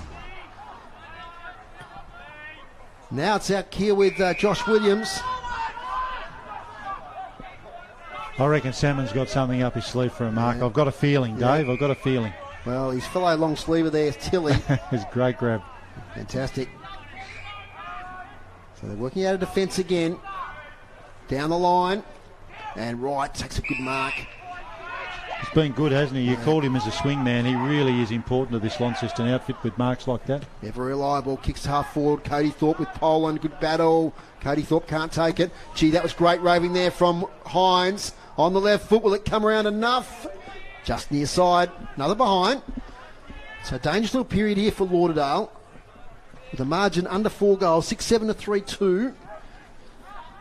And Launceston really want to press home this advantage in this last few minutes if they can. Ooh. Dangerous kick, but Heavey makes it okay. It's been good too today, Alex Heavey. Heavey goes wide. Hodniski against 2. It's about the 3rd time that switch kick's come undone when they've done that. They really need to look at what they're doing there. Hines. 2-on-1. Will he go long? It goes to the pocket. It might have gone too wide here. He has. Out of bounds on the full. And again, I called that Gallagher sitting on Hines. I mean, Hines is getting rid of him too easily. Ed Stanley will take the relieving free kick. Goes for the risky switch. Can't take the Marcus Sutton. He recovers all right. Back to Stanley. Now to Heavey. They're still inside defensive 50. Sure, they're going to kick it out now. They are. It's close to the line. It's out of bounds on the full. So, probably dangerous stuff there. Too many short handballs. I think the idea there, Robert, close on half-time might have been just to get out of the area. Yeah, take it out the other side. Get it out of the area and, buy yourself some time. In fact, it must have been touched off the boot, Rob, because that's going to be a throw-in. So fortunate. Bit of luck there for the Southern Bombers. Nicely taken by Hines. He's lifted in this last 10 minutes. Francis shovels it out. Back here towards Gronawagon. Now to Blackberry. Left foot kick towards the square. Riley's there, but the mark's taken in front. And that's Jake Hines. Gee, he's had a big second half of this second quarter. One of the favourites for the Alistair Lynch medal already, Jake Hines. He's taken the mark. He's about 25 out, 45-degree angle, on the wrong side for the left footer. So not an easy shot. It's right on the side.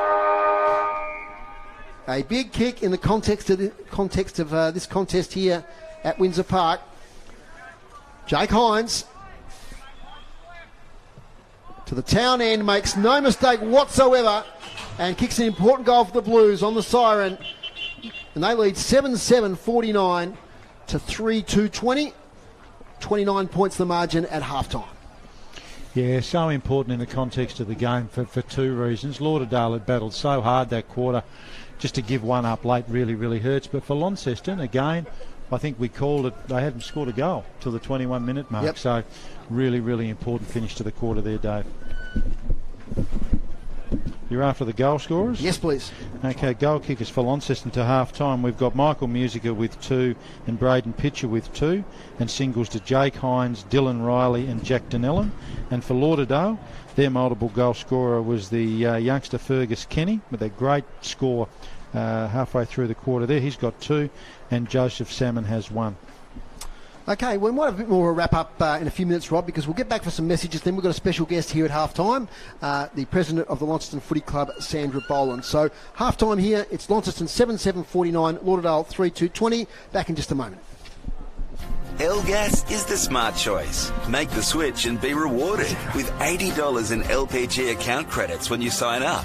Visit the website lgas.com.au or give us a call on 131 161. A sponsor of City Park Radio. I've been watching the decluttering TV shows and I've been inspired and motivated. My first task was to sort out old jewellery boxes from my mum, Auntie Jean and my own collection. Single gold earrings, broken and outdated gold jewellery. It's amazing how much I found. I took the lot to cash converters, received a very tidy amount of cash, and now I'm off to enjoy a nice little break with the proceeds. Right now, cash converters are paying top prices for gold. So cash in your unwanted jewellery today. Cash Converters, Kings Meadows. Trusted and locally owned for 25 years. A proud sponsor of City Park Radio. At Tassie Tyres, they're about you and your safety on Tasmanian roads, especially with the changing of the season. Locally owned and operated Tassie Tyres pride themselves on their exceptional customer service to ensure every detail concerning your tyres and vehicle safety is covered. For all your tyre and servicing needs, visit the team at Tassie Tyres today, located in Kings Meadows, or if you're up the coast, they're at Formby Road, Devonport. Tassie Tyres, a proud sponsor of City Park Radio. You're listening to NBL1 basketball action with the Tornadoes. You're listening to Tasmanian State League football on City Park Radio. Yes, you are, and we'll be at the Tornadoes tonight at the Elfin Sports Centre. We're covering the game from 6:45 this evening. It's the Tornadoes versus the Diamond Valley Eagles. So all the local sport here on City Park Radio. At KG5 at the moment, it's North Launceston 82.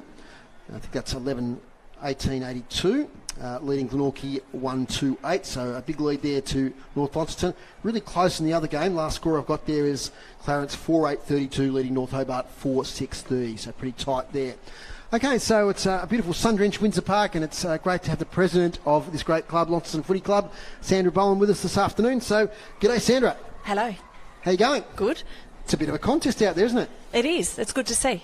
Yeah, it is, and of course you guys have had a pretty good season, goes without saying so far, but Lauderdale have certainly taken it up to you in the first half. Yeah, no, they'd have watched what's happening, and they've worked hard, and I think they're getting a few players back, so it's really good to see a good competition out there. Okay, so let's look at the last couple of seasons, because we can't have any interview without a club president without talking about COVID last year and getting through that year. And I suppose when it first happened in March and early April, perhaps there might have been the thought that it might not have even been a season at that stage. Yeah, no, that's right. We did look at just putting off the season, and then it was, will we have a season? So we all worked hard to make it work, including like midweek games, and it was really pleasing to see a season go ahead last year, even though it was a shortened season. And with that came, the whole COVID responsibilities of a club, keeping people safe, so many different restrictions and laws that you have to abide by. That would have been tough on the volunteers here. Very, very tough on the volunteers, but it was statewide, and it wasn't just in football, it was in everything. I mean, we had it in our businesses and all that sort of thing, so we're all used to it, and we all supported it. It still continues on a lesser scale into this year, so we all work hard to keep everyone in Tassie safe, so everyone's done a really good job in that area. And the premiership last year, it goes without saying that was a massive highlight for you. Very much so, yes. Yeah. How much hard work do you think, was it just last season, or do you think that was building over a number of seasons? Oh, no, it's been building for as long as I've been here. I've seen it coming through. So they've worked hard, the boys have worked hard, they've wanted it, they've sort of been so close each year. It was nice to see them finally get there, and to get there at all the levels that we did get there. I was just about to pick that point up. I'm going to turn you on there, Rob. Just about to pick that point up, Sandra. One of the things that your club, I think, can be so proud of was that we see clubs from time to time that are dominant in one age group or dominant in one category. You enjoyed success across the whole spectrum. What was your secret? Everyone's listening. They want to know, what are Launceston doing? I don't think we had any secret. It was just we were working together. There's a really good culture off-field as well as on-field, and we all it was a step forward. Like we had under 17 women win and our senior women win. We had under 18 men's, the D League and the senior men's. So, and then we had a couple of the junior teams. I mean, we're one club. We work right through from the bottom, and we try and work together. I mean, it's not always easy, but we do the best we can. You certainly do a fantastic job of that, and the results speak for themselves. The other thing that I've noticed in all the games we've been here, I see so many past players and families of past players involved in what goes on. That's great credit to you and your club. Yeah, no, it is. They've been here a long time, and it's not so much me, they're here long before me. So the people in our kitchen and the guys that work the bar and JT that opens and closes every Saturday and all those sort of things. And we're trying to teach, newcomers to step on board and be part of that, and we encourage that right through. So everyone just sort of trying to step up and help support each other. Now, the challenge for all TSL clubs, I suppose, is to keep players, because there is opportunities elsewhere. For the southern clubs, it's the SFL or Old Scholars, and here it's the NTFA or maybe even the NWFL. How have you kept such a strong squad together and I suppose prevented that drift away to other leagues? Well, we don't prevent the drift. It is there. It still happens, but we encourage the guys to stay here, and we talk to them openly and honestly about whether they're going to get a game or not, and some still do go because we can't have everybody. But as I said, we have a really good off-field presence as well as on-field, and I think that's a really important part of it. And there's guys that have dipped their toe elsewhere and they've come back and they said, look, this is just the place to be. So that's really nice to hear. It means we're doing something right. And off the field, how's the club travelling committee-wise and finances and that sort of thing? You probably can't tell me too many details. But yeah, no, financially we're doing really well. We, the boys were really helpful last year in, they worked without their pay and they still played to the best of their ability, and we worked hard to watch our pennies and keep the club growing and look, as you say, with all the past players, and there's the Windsorians and all those sort of people that continue to support the club, that all goes back into the club. Yeah, and you've touched on it, Sandra. It's that whole club approach, and I guess the question I wanted to know, we talked about the wonderful success you've had last year. Again, this year you're enjoying some good success. How do you keep that going? The hunger and the desire for continued success. How do you do that as a club? Well, if you look up to the senior team and you see how hard they're working, but you've got to work hard below that to try and get into that team. So the ones in the lower, like under 18s, they finish a game and they go and work into our canteen, and then the D-Leaguers finish a game and go and work in the canteen. But when you get to senior level, there is no canteen after your game, so I suppose by the time you get there, that's what you're aiming to be one of those players, and we support that right up through, where we teach it in our juniors, and we want everybody to be part of helping. I had a chat to the boys the other week and said there's so many people off-field to make you an on-field success, so continue to support those people. And I went into the change rooms that Saturday night, and I mean, those guys can come and clean my house. It was amazing. Yeah, it's a wonderful part of your culture, and we've seen AFL clubs do the same sort of thing. I noticed for the listeners, I went and grabbed a drink before the game, as you said. Yeah. You've got your young players in there. I mean, terrific way to build a culture in your club. Yeah, no, it's really, really good, and they're really supportive of it. There's no complaints. They just do it. Yeah.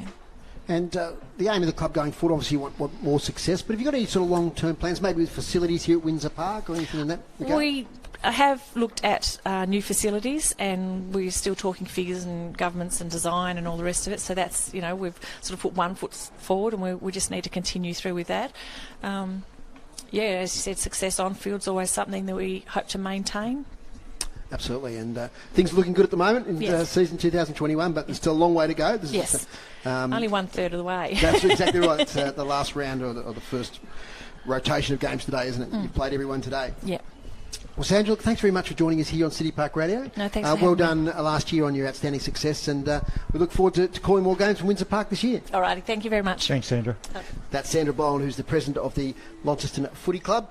And we'll take a break here on City Park Radio, and when we come back, we'll have a look at the stats and look forward to the second half here. The score is Launceston 7-7-49, Lauderdale 3-2-20.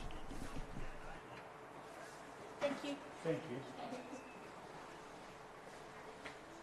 Okay, we thank Sandra there for her time. It's fascinating. They've done such a great job here. I'm back. Haven't they, Rob? They certainly have, Dave. And I think just to pick a point you touched up on, and again, I'm coming into this as a Richmond supporter. Richmond, we've seen them enjoy some success with that, doing the little things, the tidying up of the change rooms. We get here, as Sandra said, we've got the young players working in the canteen after their game. She mentioned about the pride they have in the club and the club rooms, and that shows through all their work. And I think it shows too, Dave, that no one's any more important than anyone else, and that's a really, really important part of building any club culture. Absolutely. We'll have a short break here from Windsor Park, and after these messages we'll come back and have a look forward to the second half.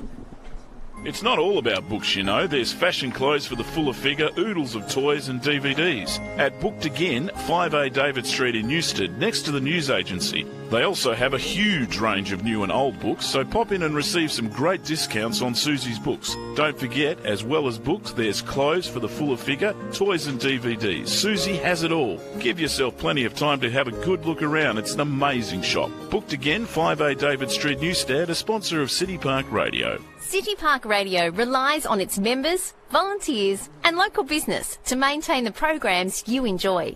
And you can support them and the wide variety of programs by making a donation to the station. It's so easy for you to donate. Just head to our website, cityparkradio.com, on your PC or smart device and click the donate button. Anything over $2 is tax deductible and you'll receive your receipt immediately by email.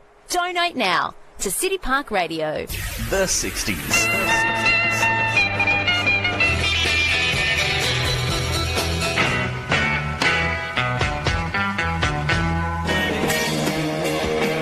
The 70s.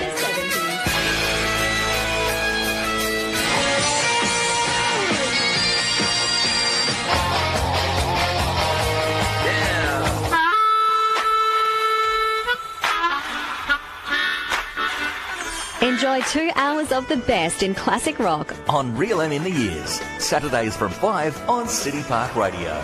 This sports broadcast is brought to you by Elgas. For all your LPG needs, talk to the locals with knowledge.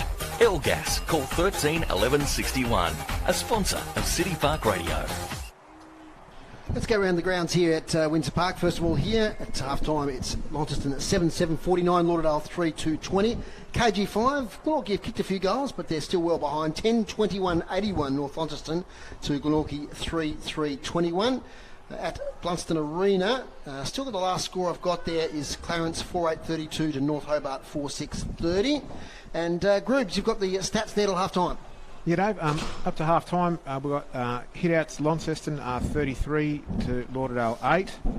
Clearances 17 to Launceston, 20 to Lauderdale at the half. Inside 50s, 27 to Launceston, 18 to Lauderdale. Marks inside 50, 8 for Launceston, just the 1 today so far for Lauderdale. And free kicks 12 Launceston's way and 8 for Lauderdale. And Rob, you've got compliments of Damien Donnelly and Darren Lovell. Some of the Launceston individual stats there till half-time. Yes, I do, Dave, and the big one that stands out, jumps off the page at me, is Jake Hines. 21 disposals till half-time, 18 kicks and 3 handballs, and probably even more significant, as I did touch on, he did spend some time on the interchange bench. So from a Lauderdale viewpoint, again, without labouring the point, you'd probably put a hard tag on him. He did have, I'm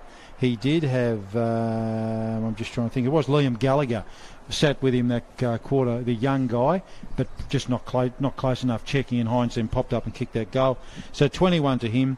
Others, and we've actually had a listener, Dave, Alec Croswell, known to many of our listeners across northern Tasmania, texted in about Michael Musica. He's had 12, but, in addition to that, 12 disposals. He's kicked a goal. He's looked dangerous. He's just been at both ends of the ground. And Jake Blackberry as well. Jay Blackberry, very, very important player for Launceston, and probably worryingly for Lauderdale, Dave, in what we've seen this year. He's always started slow and finished off strong, so he's obviously got a big second half ahead of him. Seen Dylan Riley has had a couple of opportunities. He missed a goal he should have converted, but he's only had the 1 till half-time. Yes, and he's only had 5 disposals, but the thing with someone like Dylan Riley, we know from past experience, Dave, in covering Launceston, he's a guy who can be invisible for a little period of time, then he bobs up and takes a couple of good grabs and kicks a couple of good goals. So that would be worrying for Lauderdale as well, because Launceston, I think as Groobs touched on in the stats, probably haven't capitalised as much on their forward entries as they could have done. And certainly we saw Lauderdale in front in the clearances. So if Launceston can turn that around, that certainly spells a big problem or two for Lauderdale going forward. Blues are back on the ground here, and we're just waiting on the umpires and Lauderdale. For our Lauderdale listeners and viewers, They've been pretty good across the board. They had some really good contributors. One that caught my eye, that Alex Heavey is actually, he played in the very first game Lauderdale played in the new state league against South Launceston up at Youngtown. So such a veteran player, but still playing some good footy. Looking down the page there, Will Poland, we mentioned him in the core, Oscar Shaw, McGuinness, Raglioni, really good in the back line there. Nat Franklin started really well in the first quarter. So they've had a lot of contributors. They have, Dave, and, you know, for a side, as we've touched on, that have lost some key players before the game, they've certainly had a real crack. And those defenders, I've been really impressed with Poland and Shaw. You've called those a lot. Just getting themselves in the right position, taking marks. The disposal coming out of 50 a couple of times has probably let them down a little bit. But again, as we've said, they really, really need to make sure they can take some pressure off their back line by getting more out of their midfield. They're getting first hands on it, but what they do with it's the important thing. And a real treat, of course, in that quarter was the Sam Tilley mark, which I'm sure will be on the news or on YouTube or somewhere during the week, because that was a fine screamer there. So Mitch Thorpe and his coaching team coming across the ground there. Of course, Jacob Boyd is one of those who's got injuries at the moment. Fletcher Seymour. Scary thing, of course, we look at some players down there. Jacob Boyd, Fletcher Seymour, Brodie Palfreyman, Joby Harper. All these players still to come back into the Blues team. Yeah, absolutely. And, it is scary for other sides, and Launceston spoiled for choice at the moment. That said, though, and we see it in all levels of football, don't we, Dave, where you've got guys like that sitting on the sideline, and it can upset the balance when they come back in, but certainly a good problem to have for Launceston, that's for sure. Yeah, Groobs' Hawks are going pretty well there. Groobs, you happy?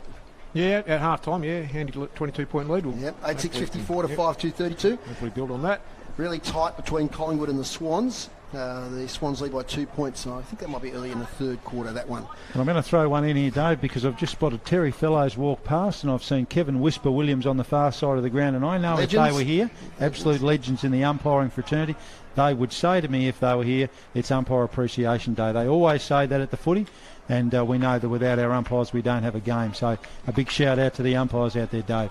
Absolutely done a really good job to half-time, as they always do. The rep game, it's Ulverston today, and it's the Northwest Football League 6-5-41, leading the SFL 4 goals straight 24. So handy 17-point lead there at half-time to the NWFL. And they love their rep footy, the coasters, don't they? It's something I know from past experience they take a real lot of pride in, the Northwest Coast. Very, very good sporting community down there, so they'll be happy to be leading that at Ulverston at half-time, Dave. Let's wait for the siren to sound there. They're only a couple minutes away from the second half. We know Launceston can finish games really well, so the challenge for Lauderdale, Rob, isn't it, is they could undo all their good work from the first half if they let this one slip. They've got to maintain that same pressure that they exerted in that first half. Absolutely, and we've seen that in other games. We saw that in the Kingborough game, didn't we, where at one stage I think Kingborough had 12 inside 50s for 1 goal, Launceston had 4 for 3 goals. So Launceston have a habit of breaking the spirit of teams in the second half. Lauderdale, I'm sure, they've watched some tape, they'd be aware of that. Be interesting to see what their tactics are, Dave, this quarter. And again, a couple of things that I'll mention. Christensen, I've touched on him. What they do with him will be important. I wouldn't say he's had a lot of it. I wouldn't say he's been a real factor. Been very, very clean when he's had it. Yep. But, they certainly need him to bob up and do some things. I think he might be, if I look down there in their forward line at the moment. Yep. I think he's starting in the forward line. So they look dangerous down there if they can move it quickly. If they can isolate him one-on-one and then, give him a chance to get at the footy. I mean, an AFL Premiership player coming back to statewide footy, a huge bonus for them. Also, I think from a tactical viewpoint, what they do to limit guys like Blackberry and Hines getting their hands on it. So, stage is set for a great second half, Dave. Looking forward to it. Sunshine still bathing the ground here. And we're about to get underway. Second half action. Hope you're enjoying it on the live stream. And 103.7 and 96.5 FM City Park Radio. Dave Moore, Rob Sauer, Dave Gruber here with you. As you can hear the thump of the ball on the turf. Leadham wins the first tap. Shark by Franklin. Releasing handball. Over here towards Hines. Another possession to Blackberry. They team up well, the Launceston midfielders. Blackberry gets around his opponent. Kick towards half forward now to Thorpe. 2 grab mark. Long way out. Probably too far out. Looks to centre. Looking for Riley, who's caught behind McGuinness. Chance there too for Gronewagen. Picking it up there was McKercher. Gets it to Riley. Snaps a goal. And a goal in the first 30 seconds for Launceston. And they extend their lead early days, second half. 8-7.55 to 3-2.20. And that's the class of Dylan Riley. I mean, he's beaten in the air. For a lot of players, Dave, they'd just be out of the contest, but not Riley. Bounces back up, gets around into the right spot, crumbs it and kicks a great goal. And certainly what Lauderdale didn't need. And once again, out of the middle, Rob, it was Hines and Blackberry combining. Yeah, absolutely. Two of Launceston's most important players. When the ball's in their hands, they just look terrific and set up a great score at the other end. And the other one too, I think we need to mention in that passage of play was Thorpe. Too big for his opponent, too strong for his opponent, so that'll be a challenge for the Lauderdale defence. He's starting to grab those marks, Cody. I thought early in the year he was dropping a few, but in recent weeks he's really starting to grab those marks, and he improves with every game. Back in the middle, Leadham. Shucked once again by Franklin. That's happened a lot today. He gets a bit of space, doesn't that, Franklin? Inside 50. House leads out. Taps the ball to his own advantage. He's forced off it though. Little kick by Christensen. Back to House. Christensen smother. Right foot snap. Alan Christensen. It's not bad. Ooh. Just misses near side. Looked good in running, Rob Soward there. He certainly did. A little party trick kicking the ball was in the middle of the air too there, Dave. A bit of Cristiano Ronaldo about that one. 32 goals now for the year for Dylan Riley. Close to the boundary line. Miller takes a great mark under pressure there from Williams. Sun getting low now, so hand up shielding it. Signals he's going to go long, and Julie does so. Front position, Thorpe again. Knocked away this time by Poland. Only as far as Gronewagen, the big fella doing the crumbing. Dunellen takes it. Handball towards Blackberry. Beautiful releasing handball out of McKercher. Now we know he's got pace. He's taken a couple of bounces. He's had a third bounce and a fourth. Gets to 35. Colby McKercher. Great goal. Yeah. Great individual effort. It's just terrific, isn't it, to see a young player have the confidence and support to do something like that. Very quick across the turf. I think 4 bounces, and also we talked to Launceston President Sandra Boland at half-time, and you can see the spirit out there, Dave. You've got players coming from all parts of the ground to congratulate the youngster on his terrific run and great goal. Youngster from Kings Meadows High School, and I tell you what, Mitch Thorpe has backed him in. He sort of come through the pecking order a little bit in the D League, and he's coming to the senior side. And gee, that was electrifying, Group. Did you enjoy that one? Yeah, terrific goal. Great run. Great goal. 9-7, 61 to 3-3-21. Game high 40-point margin. And gee, I'm seeing some good goals this year, Rob. That's the second 4-bounce goal seen in as many weeks. Had Brad Cox Goodger last week, of course. That one from half back. But young Colby McKercher there, riding up the Windsor Park turf. Great to see community football, Dave. Yep. And like a good finish, when you're moving at that pace, it's not easy to kick the goal, to finish it off. And he certainly did that. Here we go now with Tilly, another great youngster. Breaks free, kicks in towards full forward. That's a nice mark there taken by Tyler Martin. Yeah, and that's a great example of good delivery into the 50. I mean, Lauderdale have certainly got some guys up there that can take some marks and hopefully kick some goals for them, Dave. And when you get delivery like that, you know, it certainly sets it up for it. But coming back to your remarks about McKercher, just fantastic to see a young player have the poise to finish that off. Absolutely. Important shot on goal here for Tyler Martin. So just to get them back into the contest from 48. Tyler Martin, that's a good kick. That's a goal. Good footy there by the Southern Bombers. Good work out of the middle there by Sam Tilley. So that's their fourth. 4-3-27.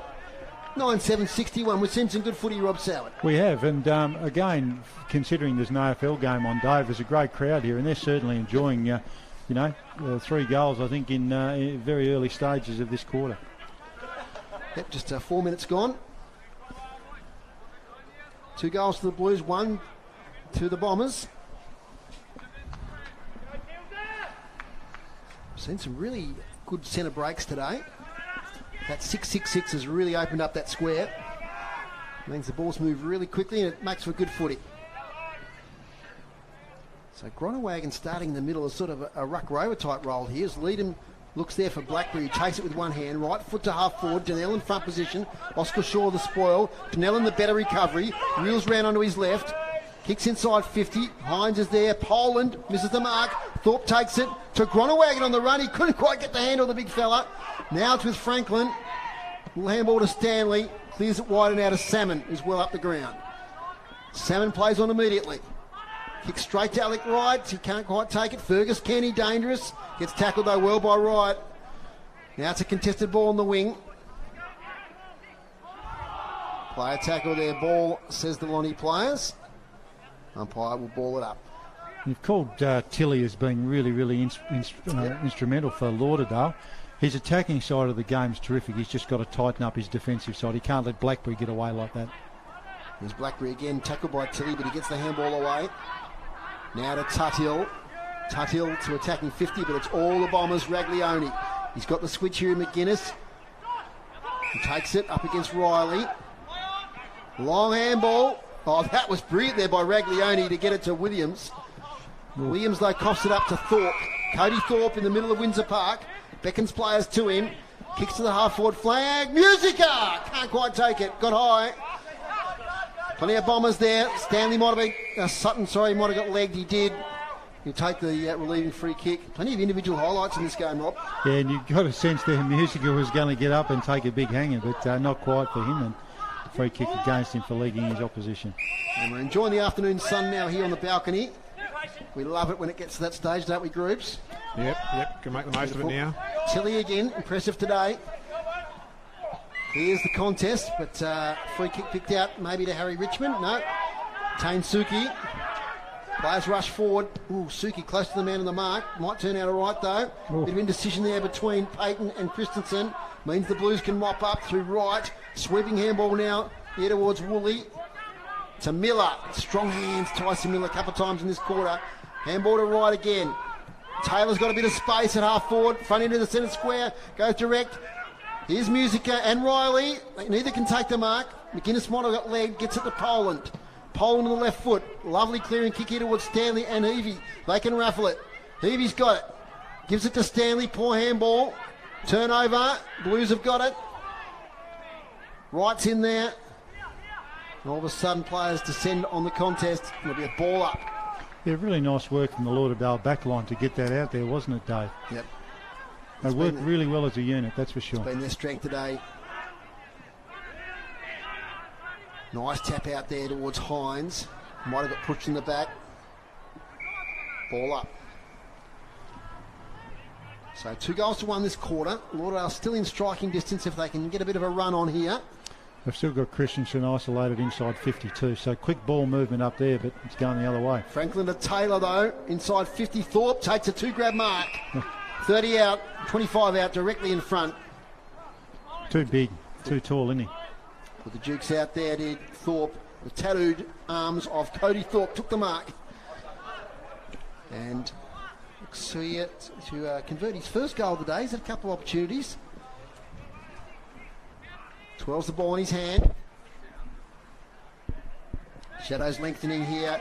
Northern end, Windsor Park. In he comes, Cody Thorpe. Umpire works to the right, but I think he snuck it in. No, just off to the right. One behind. 9-8-62, 4-3-27. Quickly at KG5. In the last quarter there. Get a score for you in a minute. There's a long kick out from defence from McGuinness. Mark taking Tuttle, he claims it. Not paid. And the ball up.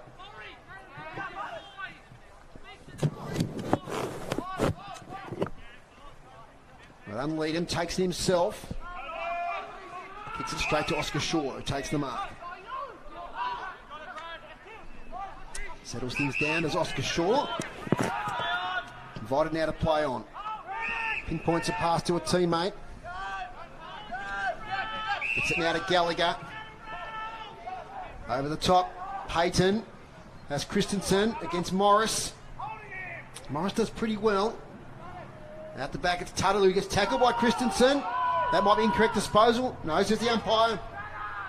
Back to Payton on his left against the boundary line. Centres the ball. Chance here. Tyler Martin snaps. He kicked his second for the quarter.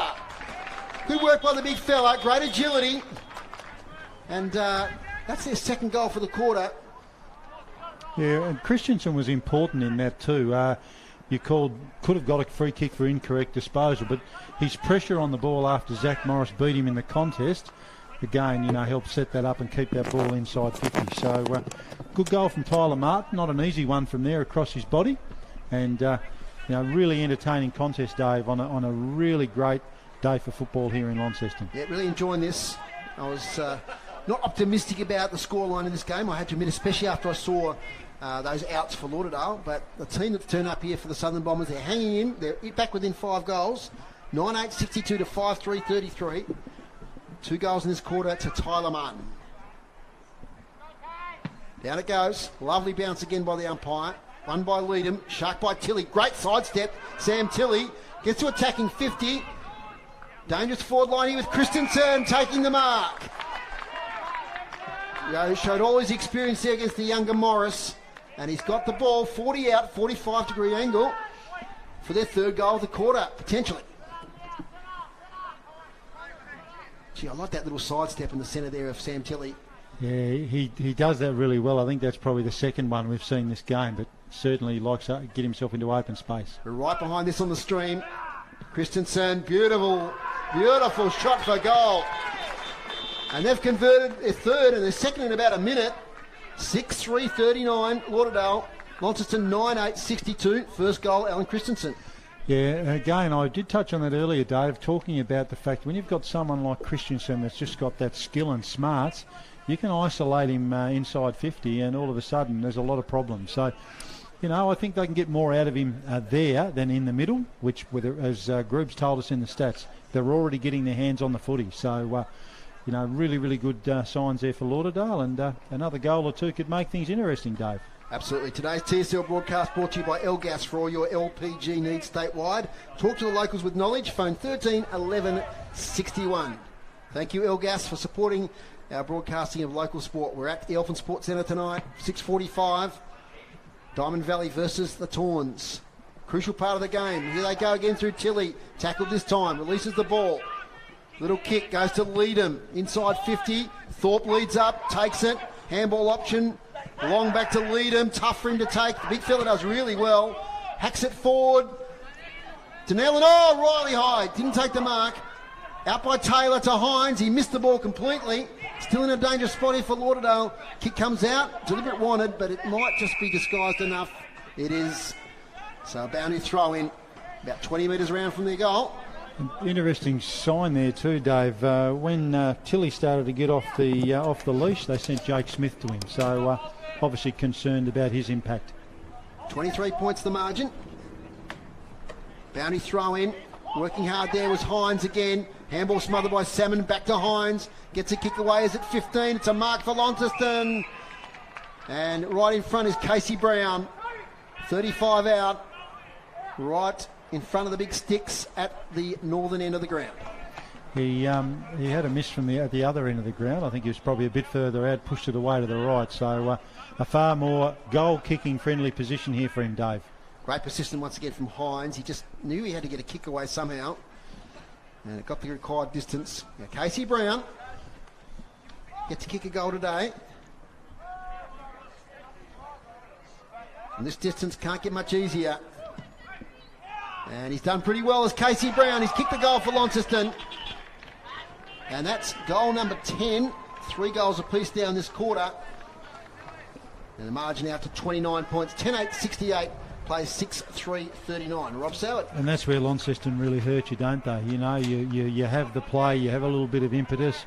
They get the ball forward, and someone like Casey Brown, not a noted forward in amongst what they've got up there with the Musicas and the Rileys and the Thorpes and those, the Denellans and those guys. He just pops up and snaps one through. So a real bonus for the Blues there, Dave. A quick stats update, please, groups. Hit-outs, Launceston still on top there, 8-3 this quarter.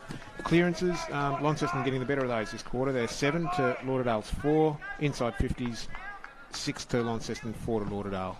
Thanks, groups. The best in the business at KG5. It's North Launceston 92, Glenorchy 33. And at Blunston Arena, it's Clarence 46, North Hobart 31. Secondary ball up, gave me a chance there to get through all that. 29 points is the margin. And it's 15 minutes into this quarter. Still a chance for Lauderdale to bridge the gap. Half forward, mark taken. And that's Luke Payton. Late inclusion, 4 late inclusions today. No Siggins, no Smith, no Rolfe, and no Walsh for the Southern Bombers. Goes sideways. Here looking for Tilley up against Blackberry. Tilley keeps his feet. Youth against experience. Youth might win out here with Tilley. Persistence. He got it forward. Couldn't quite get a effective possession though as Wright launches a kick towards the wing. Mark taken by Musica. Pretty good one. Contested mark. Goes sideways now to Smith. Jake Smith laterally goes now to Hines. From one wing to the other have the Blues. Little chip kick. Dangerous here to the right, but he makes it look good up against 3. Right now approaches 50. Here's Thorpe, here's Riley. Front position, Thorpe takes the mark. Yeah. Under pressure there from Poland. And that's a second big pack mark for this quarter for Cody Thorpe. You called it there, Dave. Alec Wright against 3 Lauderdale defenders. They were all on the wrong side of him. So as soon as Wright got the ball, he's off. And we've called Thorpe as being a real danger man in that forward line. Too tall for his Lauderdale opponent. He's been terrific today, Wright. And that kick from Hines put him under a fair bit of pressure. A little chip kick, but he really made it good for the Blues. Thorpe now right in front. 20 out. Goal. Another one. Second in a row. And it's looking dangerous now here for Lauderdale. The margin back out to 35 points. It's been bouncing around the margin. They've just kicked a couple of quick goals of the Blues.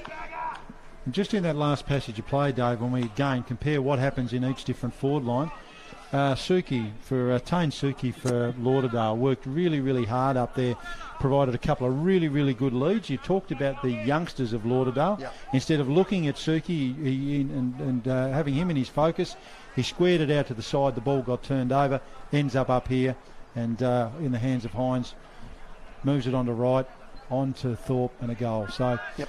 You know, those little things, great learning experience for the Lauderdale guys, but you get hurt at the other end of the ground. 4 goals to 3 now in this quarter.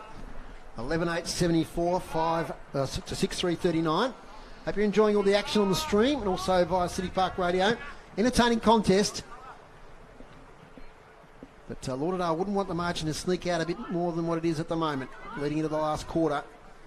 Salmon's in there on the ball at the moment, picks it up. Not an effective kick though. Here's McKercher, exciting goal earlier this quarter. Speed of Salmon. Can't pick it up. Lays a tackle now as Joseph Salmon. Blackberry, handballs 40 towards Denellen, who's tackled by Stanley. Pile drives him into the ground. Legally, says the umpire.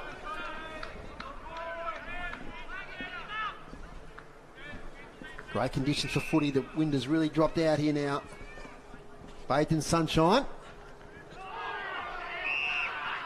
Now what's happened here, Rob? Be a reversal there, Dave. Yep, Hines has run through and pushed the Lauderdale player over, so umpire reversing that one. It's going to Ed Stanley. Spent some time at the Clarence Footy Club. So some time in the SFL recently. Now he kicks up the wing. Now that might be downfield. I think I heard a whistle after the kick was delivered. So just a little bit of niggling in the game now. It's been played in a pretty good spirit so far, but it's a bit of push and shove. Ball has to come back. It's now with, I think that's Tyler Martin over there. It is indeed. He's kicked a couple in this quarter, the big fella. Inside 50, contest here. Off hands. Hines at the front. Gets the kick away. Coming through was Francis. Oh, Lincoln Arnold's caught from behind. He does get it away. Oh, now the umpire said in the correct disposal. Might have been a bit tough there on Lincoln Arnold, but umpire closer than me. Switch now from Taylor. Dangerous. Oh, Williams might have hit that contest a bit harder, Josh Williams. Hines took the mark. Now to Brown.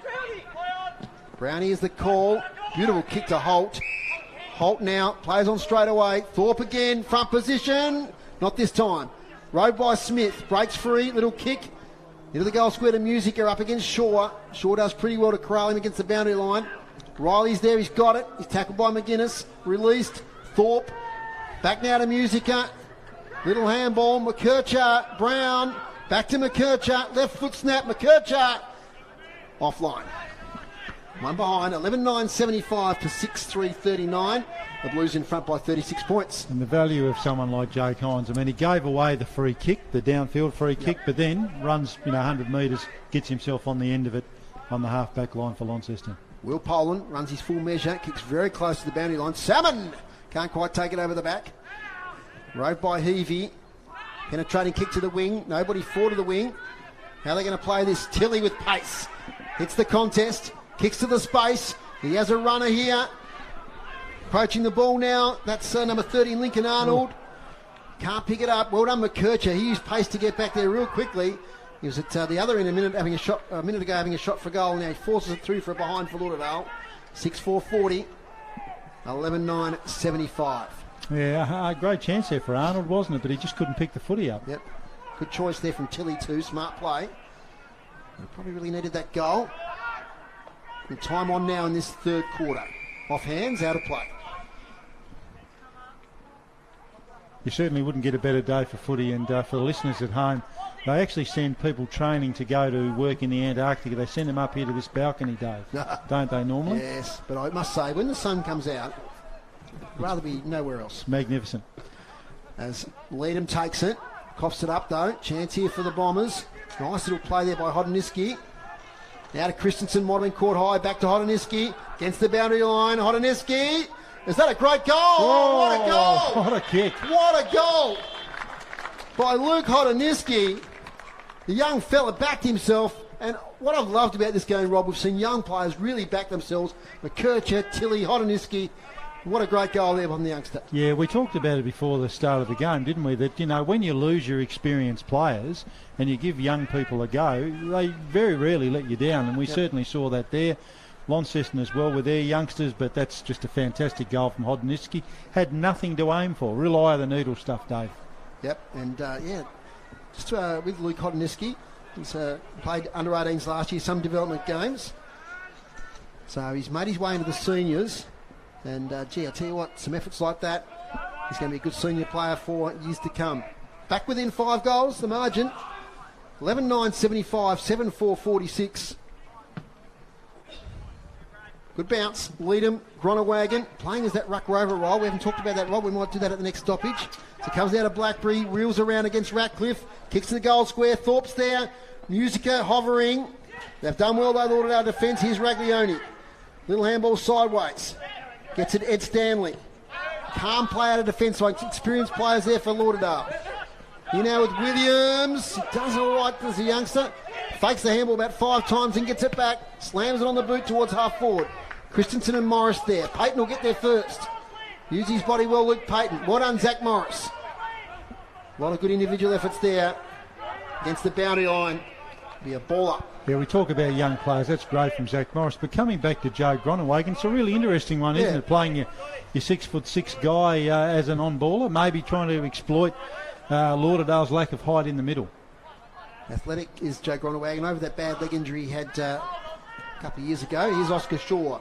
Little handball. Evades Williams out of play.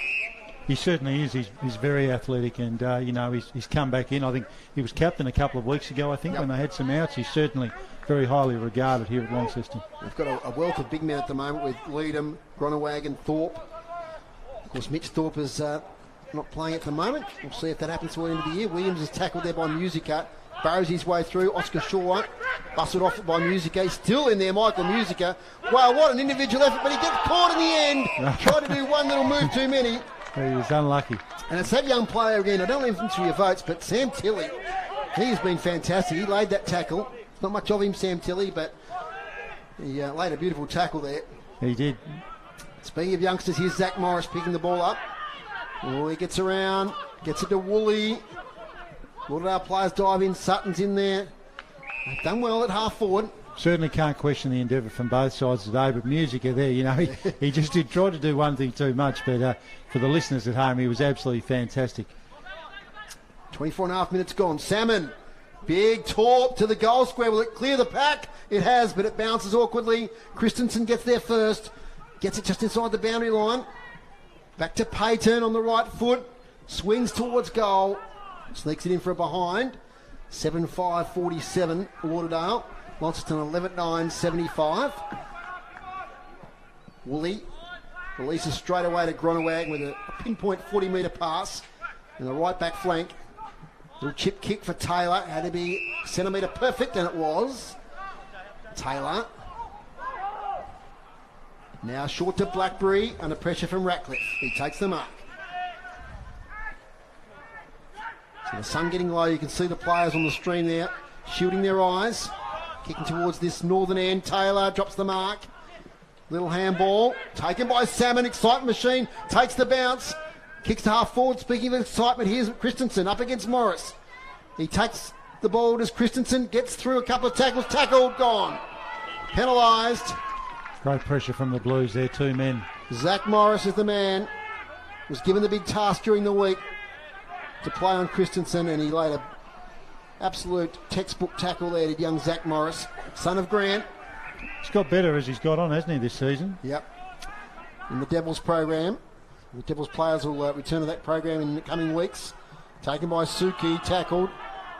Tartil spun to Holt, to Smith by hand. Now to Miller. Boots it to half forward. And a nice grab there is Raglioni. It's been pretty good back there, Nick Raglioni. He's going to roost the footy long. Here he goes. Gets good purchase down the wing. And nice mark to Gronewagen. Contested mark.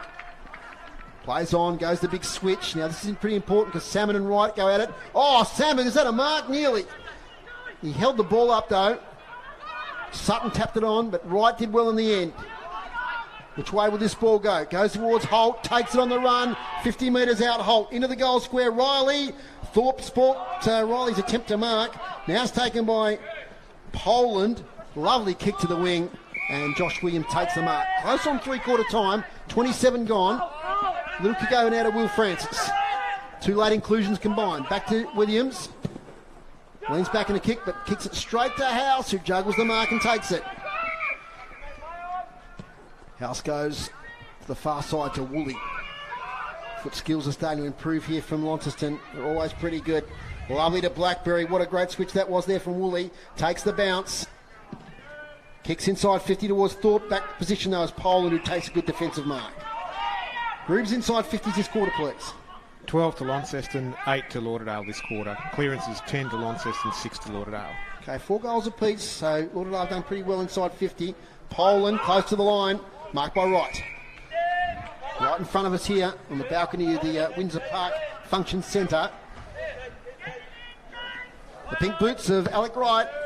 Kick it inside 50. Contest here. Oh, Lauderdale players might have spoiled each other. Shaw couldn't take the mark. Miller's tackled by Shaw. Ball up. Dying seconds of the quarter. 75 plays 47. Big last quarter coming up. Oscar Shaw, little kick here, beautifully finds Heavey.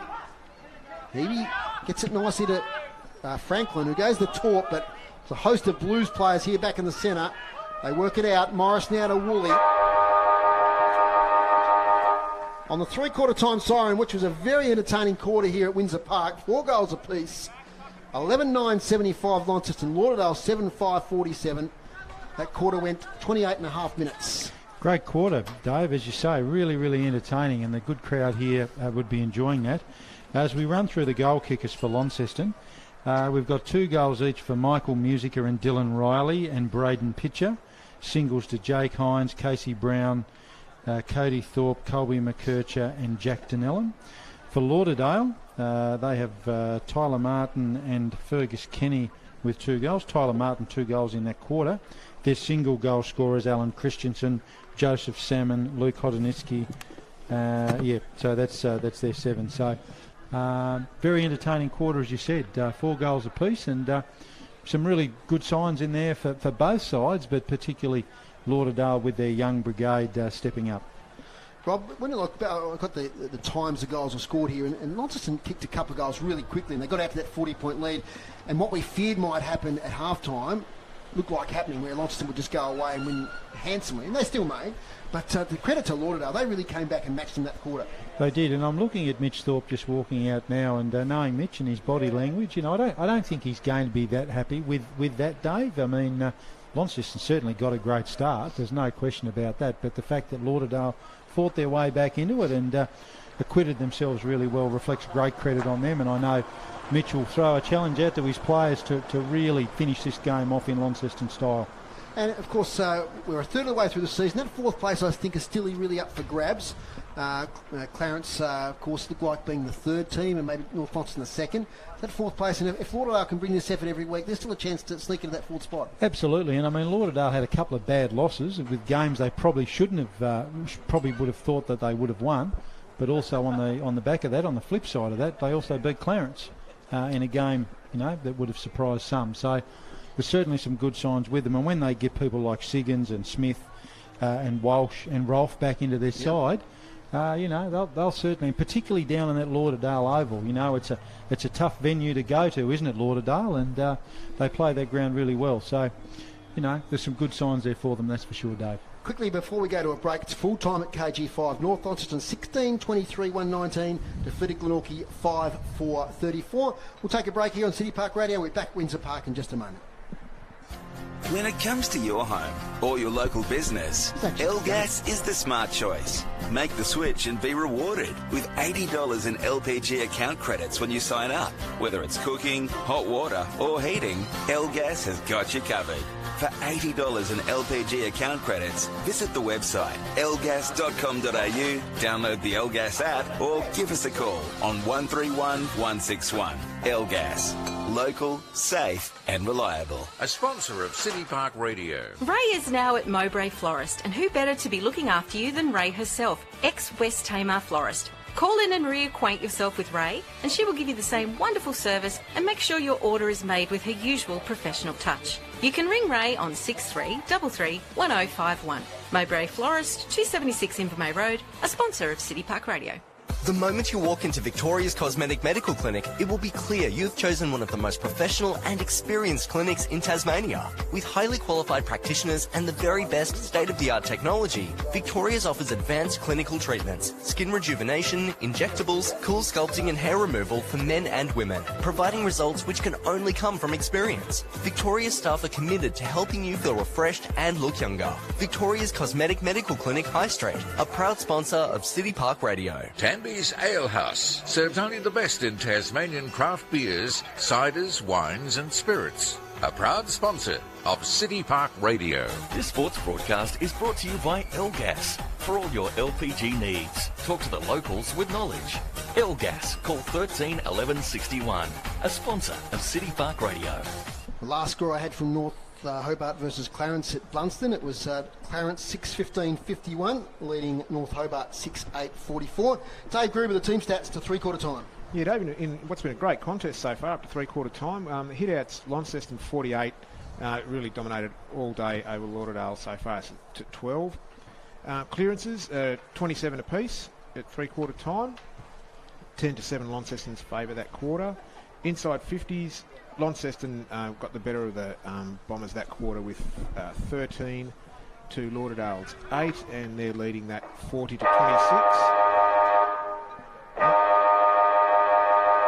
Marks inside 50, Launceston's way in this stat as well, with 12 over the course of the game so far to Lauderdale's 3, and free kicks are 14 for Launceston and 13 for Lauderdale.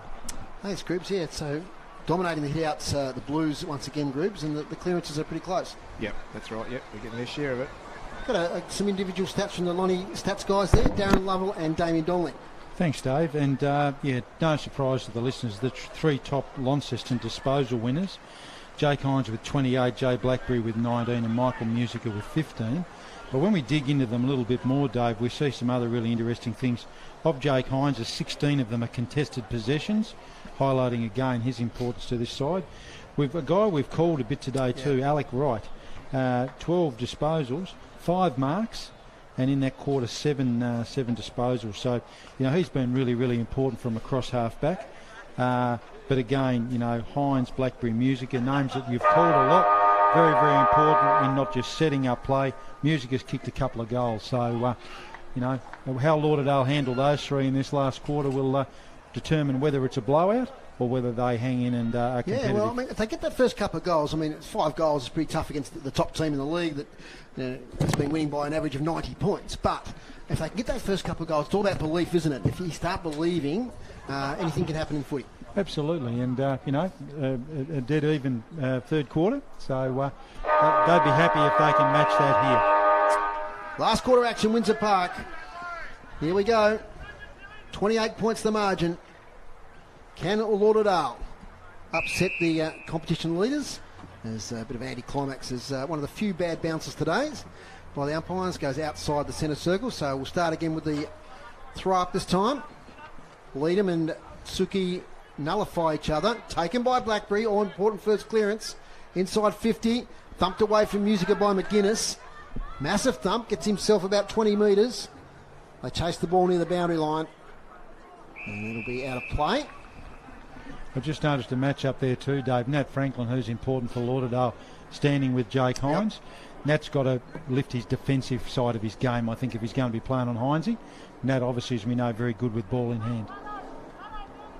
Leadham, little tap down to his rover in Gronewagen. Now the handball comes out. Well, might have been a high tackle there laid by Suki. Play on. Leadham, outside now to Gronewagen. Nice pass to Smith. He's drifted forward, right against the boundary line. Within range, but tough angle. Yeah, you don't see him forward a lot, Jake Smith, do you? Unless he's doing a job. So, yeah, different look. And again, when you've got the depth Launceston have got, you can certainly afford to do this, can't you? And I'm really pleased that his lookalike Brody Porferman's not playing. No, I don't mean that, Brody, but they're often hard to tell apart. They certainly Jake's are. grown his hair a bit longer, and that's made it a bit of a point of difference. Here he comes in. Jake Smith right against the boundary. 35 out. Not a bad attempt. Off to the right. One behind. First score of the last quarter, 11-10-76. Plays 7-5-47. As Will Poland, full latitude, takes his 15, kicks at 50, outside defensive 50. Nice pick up there by Ratcliffe. He's tackled though, penalised. Been unlucky there. I thought he might have released the ball, young Ratcliffe. Play on now. Tuthill. Forward 50 entry. Mark taken there by Thorpe. On the chest, out in front. 30 out, 45-degree angle. Looked like they mucked their defensive setups up there, Lauderdale, didn't they? There's guys there looking at each other now. So it was one of those, he's your man sort of And situation. now we've got 50. I'm not sure what it was for. Don't think it was on the mark infringement, but he's going to go to the line. This will be a certain goal. Cody Thorpe kicked the last goal for Launceston, the 17-minute mark of the third quarter, and now he kicks one in the last to put the margin out now to 35 points. 12-10-82, plays 7-5-47.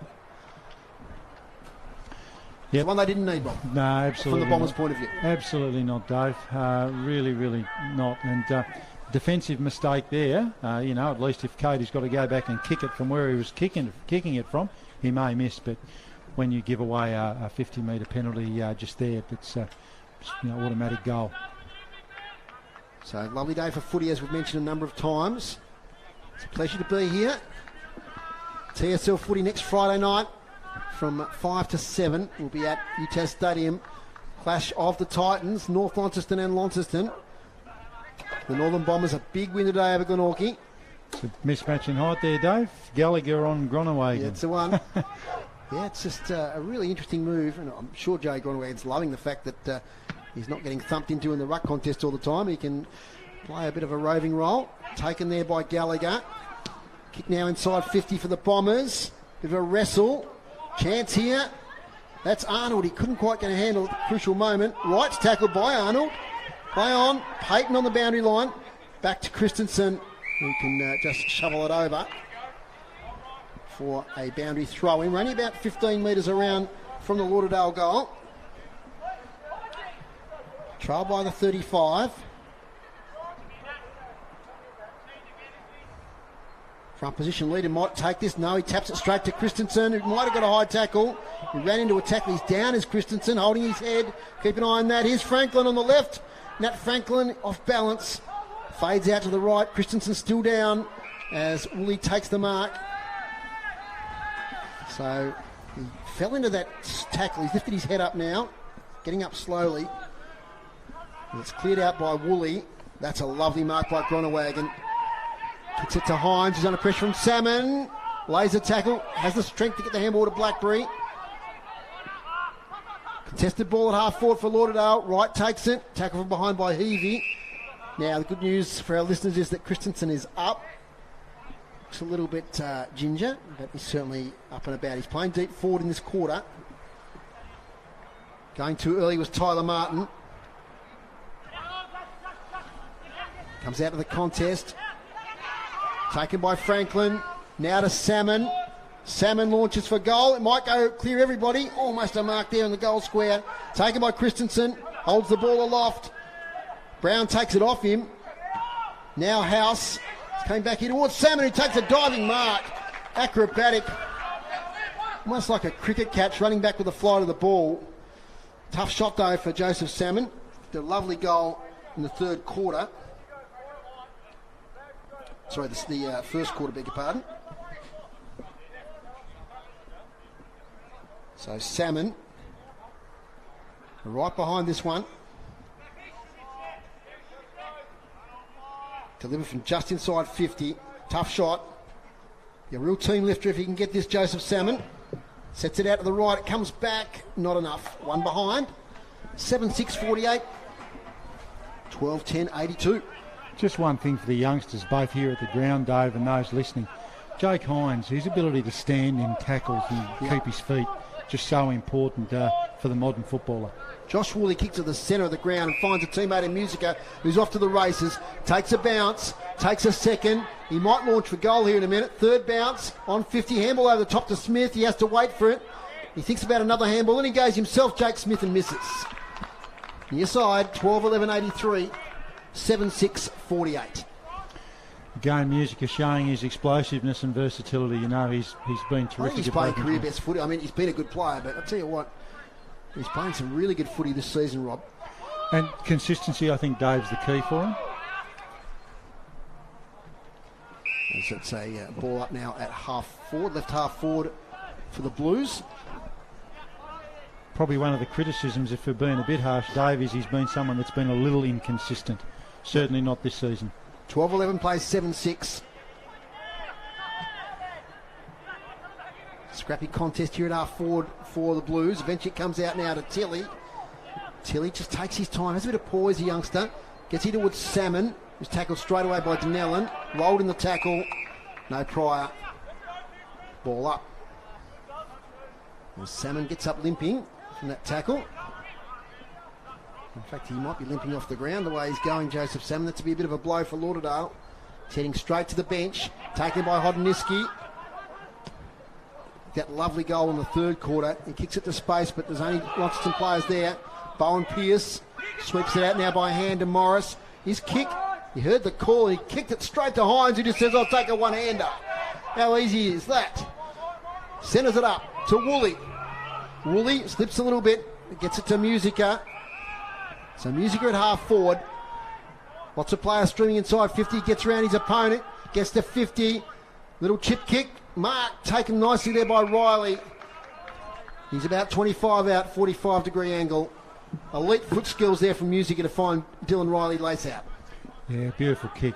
And you've only got to give Dylan Riley half a look at it, don't you? And you'd be pretty confident he'd manage to get his hands on it, being such a tremendous athlete. So Riley, probably this would put the contest to bed. He puts it out to the right, floats back inside. It's a goal to Dylan Riley. And Rob, that's his third for the day. Yeah, third for the day, Dave. Probably not the dominant performance we've seen from Riley in past weeks, but, you know, he's done enough. And, again, he's an ever-present threat going forward for them. He's someone that the Lauderdale back line have certainly got to be very conscious of. 33 goals now for the season for Dylan Riley. Well, out in front of the goal kicking in the TSL. Margin now 41 points. It got out to 40 early in that third quarter. 13-11 plays 7-6. Just checking the other TSL scores. It's still tight down there at Launceston Arena. Just 6 points of difference. 8-15-63. Clarence 8-9-57 to North Hobart. And repeating, North Launceston had a big win earlier. 119-34 over Glenorchy. In the centre, Christensen. It's the handball to Ratcliffe. He's dispossessed. Back to the front of the centre circles there to Hines. He's tackled. Christensen got one high, I thought. Umpire took a while to pay it. But in fact, it was the umpire away from the contest, Rob, that saw that one to Christensen. He'll switch. Pretty dangerous here towards Sutton. Doesn't come off. Chance now for Donnellan if he can pick it up. Has support from Holt by hand. Kicks inside 50. Bouncing ball might favour Musica right against the boundary line. Is there some magic he can conjure up here? He does. He goes in and he kicks it right across the face of goal and hits a white car over there. So out of bounds on the full. That's the magic of Michael Musica, isn't it? A fantastic pick-up, running the boundary line, and then he ends up putting it over almost into the kids' play equipment. Terrific talent, though. Relieving free kick by Josh McGuinness. Kicks it high. On the far side. Oh, big fly from Tyler Martin. Didn't take the mark. Tilly's got it. Left foot. Poor disposal on this occasion. Coughs it up. Little short kick looking for Hines. Fingertips. Couldn't take it. Backwards hand pass. Looking for Gronewagen. Lincoln Arnold's there. He's taken a tackle. Handballs it straight to Hines from 50. Kicks up here towards Riley and Thorpe. But Poland couldn't quite complete the mark. He's against the boundary line. Has a bit of time. Foxes around his opponent. Eventually, it's out of bounds. Boundary thrown right against the left behind post. The Blues in attack. They lead by 41 points. Umpires conversing there. Was it a behind or was it out of bounds? Yep, we're going to settle on out of bounds. Groups, some early stats in this quarter. Clearances, Lauderdale 5 to Launceston 1. Inside 56 for Launceston, just a 3 for Lauderdale this quarter. Okay, so the Blues kicked a couple of goals early in this last quarter. Chance now, here's Blackberry. He's tackled by Tommy Ratcliffe. Another ball up. So it's 5-1 to 1-1 at quarter time. 7-7 to 3-2 at the half. 11-9 to 7-5 at the three-quarter. Blackberry, little launch there on goal. This is everything. Out of bounds on the full. Chance to relieve for the Bombers. Certainly been played in the Blues half, hasn't it? They've, like all good sides. Christensen gets around his opponent. Back to McGuinness. They worked it out well there. Gain territory. Up towards the wing, but House will take the mark. Jamison House knocked up taking marks, especially early in the game. Kicks inside 50. Thorpe bustled out of the contest. Over the back, Riley. Oh, he tried to get round. He slipped over. He might be penalised. He is. So he was about to have a little snap on goal and he slipped. And then he got caught by Josh McGuinness. Needed the longer stops in there. We've seen a couple of them today slip over at the crucial time. Love that battle today, McGuinness and Riley. It's been a ripper. Poland and Thorpe also been good. Tilly gets it back to McGuinness. Now to Sutton. Right half back. Still deep in defence. Goes the switch. Works it out nicely to Poland, who has Oscar Shaw on the far side. He goes there now. Shaw measures the kick up here towards Franklin. Right against the boundary line. He waits for an option. And he kicks inside. Is this going to work out to Tyler Martin? I think it will. He picks it up. 2 goals in the third quarter. To Christensen. Speculative handball. Doesn't come off. Contested ball on the wing. Ball up. That battle you highlight between McGuinness and Riley, Dave, if someone said to you at the start of the game, you're going to hold Riley to 3 goals, you'd probably take it after the last couple of weeks, he's had. He's got the height advantage over Riley, but Riley, as we know, has got great agility. Tyler Martin again. Impressive game today. Inside 50. Wrestle there with Harry Richmond. Bowen Pierce thumps it. Little handball. Under pressure now is House. He just turns and kicks. It might work out all right. Tyler Martin with the spoil. Over the back to Christensen. His hamstrings made it through the game thus far. Stumble there from Ratcliffe. He has Sutton. He has to wait and wait and wait. He's sport from behind. That could be away here, the Blues. Sutton does well on the follow-up. He's got support now from Williams, who takes it. He has hold on his hammer. He gets it away. Kick was just disrupted a bit. Still a chance here for Hodniski. Nice handball now to Ed Stanley. Inside out to the goal square. Won't get the distance. Nearly a mark there to Richmond. Spills through for a behind. 7-7-49 to 13-11-89. The margin is 40. Quick release. Leadham takes the mark. So Leadham, he looks over this side. He telegraphs the switch. Here it comes. 1-on-2 here. Wright should take the mark, and he does. One of the best on the ground today, Alec Wright. Over now to Miller. Lead up now from Holt on the centre wing.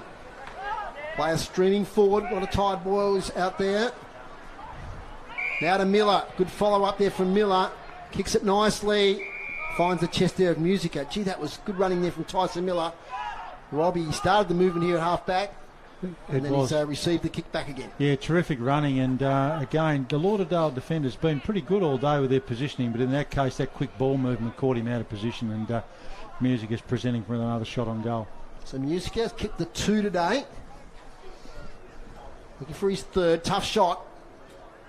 Delivering on 50. 15 metres or so in from the boundary line on the left-hand side. He gets around now. Kicks it beautifully for goal. Michael Musica. That's 3 today for Musica. Never in doubt. Wow, that was a pretty impressive conversion there from 50. And the third goal for Musica is one of the best also on the ground. I know I've been saying that about a lot of players, but there's been some terrific efforts today. Yeah, and one thing you noticed too, Dave, when we got those three-quarter time stats, just the evenness through the Launceston team. Outside of Hines, Blackberry and Musica, you could throw a blanket over their next possession winners. You know, a bunch of guys, 10, 11, 12, 13, 14 possessions. So, been a pretty even team effort. Today's broadcast brought to you by LGAS for all your LPG needs statewide. Talk to the locals with knowledge. Phone 13 11 61. 16 minutes into the last quarter.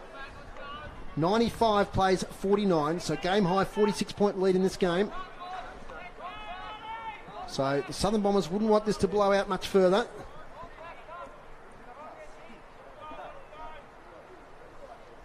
Just looking over the benches, I don't think there's been any major injuries today for either team, which is good news. Yeah. I did see Joseph Salmon come off, but he with that knock, but he seems to be back on the ground, so maybe just a knock to the shin. Here goes Hines now, gets the handball away to McKercher. Now to Smith, back to McKercher. Left foot to half forwards, good, beautiful pass McKercher. Good skill, finding Taylor.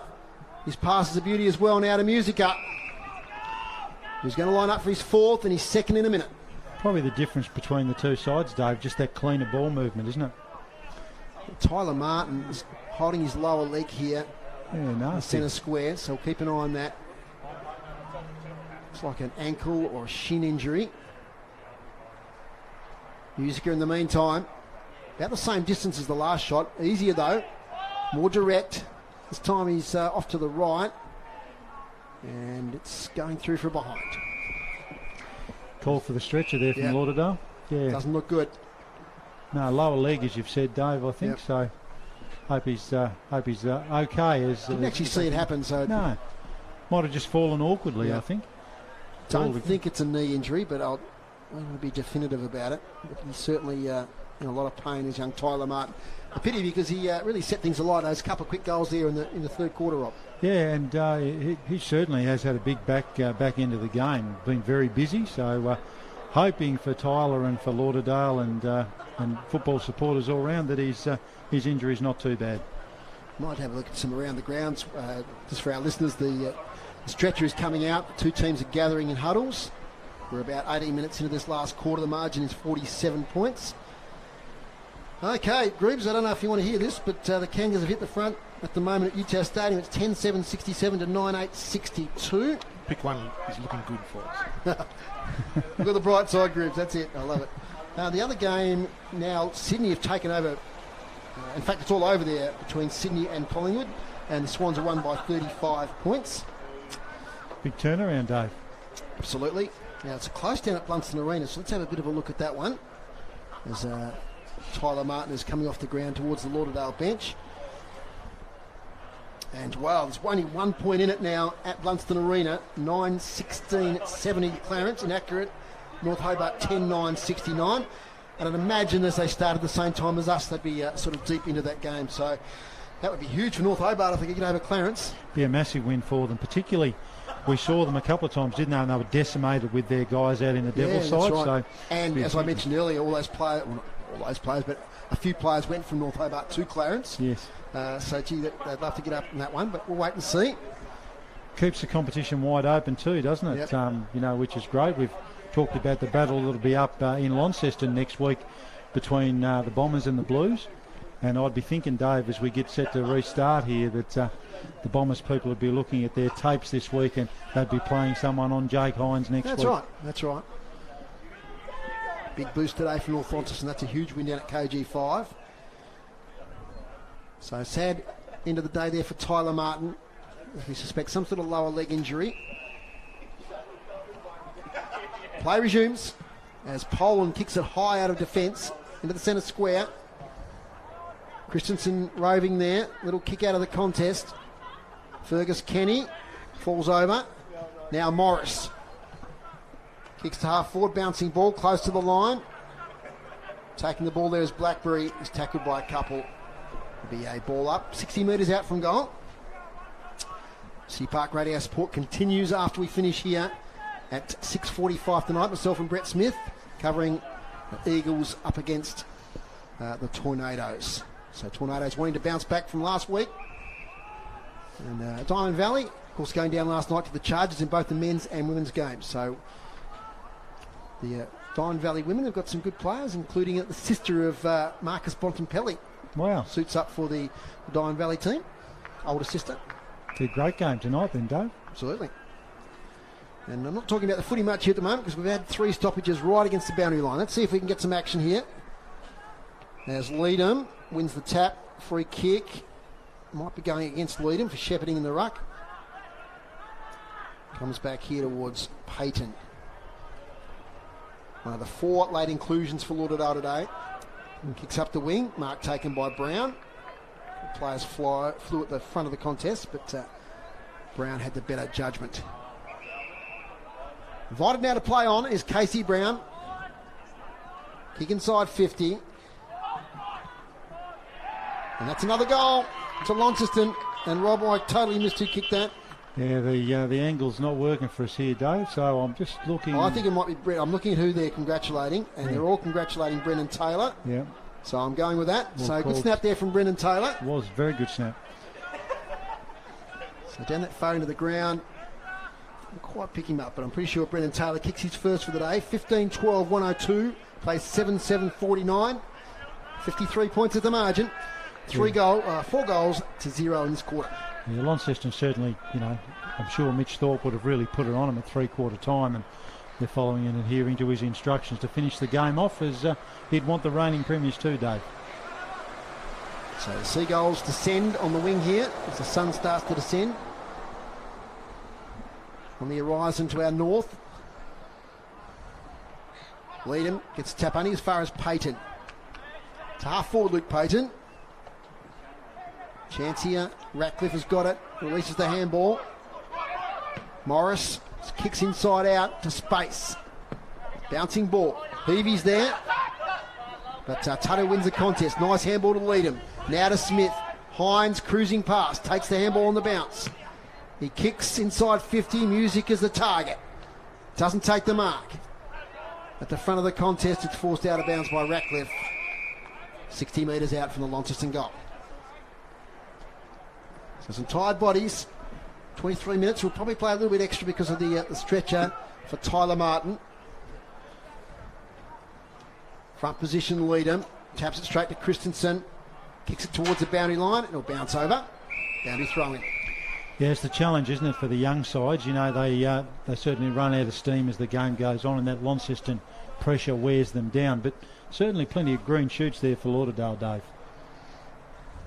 Yeah, they'll be really impressed with today. They would come off a thumping against North Launceston last time out on their home ground, which rarely happens. I think though in this last 5 or 6 minutes, they wouldn't want to see a couple more goals put on. They're fought hard. Margin's 53, which sounds extensive, but I think it'll be the narrowest, if it stays like this, the narrowest winning margin for Launceston throughout the year. I think that round 1 game against North Launceston, it was 55 points, so... Yeah. The margin certainly isn't indicative of the game, that's for sure. No. Blues have showed the class when they've needed to. Important stages of the game. McKirch has tackled. Here's a chance for Lauderdale. Through Stanley, he waits. Gives it to Christensen. He's pushed off his kick, comes off his knee. Chance for the Blues then to counter-attack through Brown towards half forward. Thorpe leads out, but Poland... Great battle. We love seeing those one-on-one battles. Poland and Thorpe probably honours even over the day. Bounce now towards Franklin, who's tackled. High, says the umpire. Gets the handball away. Play on. Lincoln Arnold inside 50. Rare one this quarter for Lauderdale. Fergus Kenny at the fall. 50 metres out. Christensen round the corner here towards Tilley, who takes the mark right in front. Sam Tilley. Been an interesting coaching move, Dave, pushing Tilley forward when he was one of their very best players around the ball. Yeah, but he took a screamer from Mark earlier in the game. It's one of the highlights of the day. Here's Sam Tilley, shouldn't miss, 15 out, directly in front, and he kicks Lauderdale's 8th goal, 8-7-55. Launceston at 15-12-102. First goal of the day for Sam Tilley.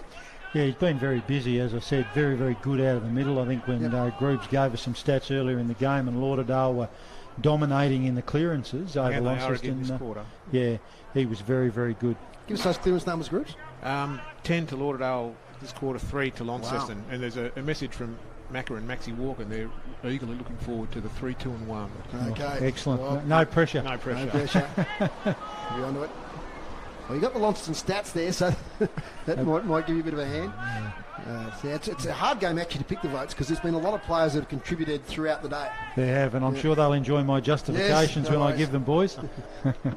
We might get some messages from Chris that might give you 90 seconds to work them out there. Rob, he's listening. So Joe Gronewagen kicks to half forward. Rob's at the UTAS at the moment. Joined the footy. And so we've got a free kick going to Lauderdale at half back.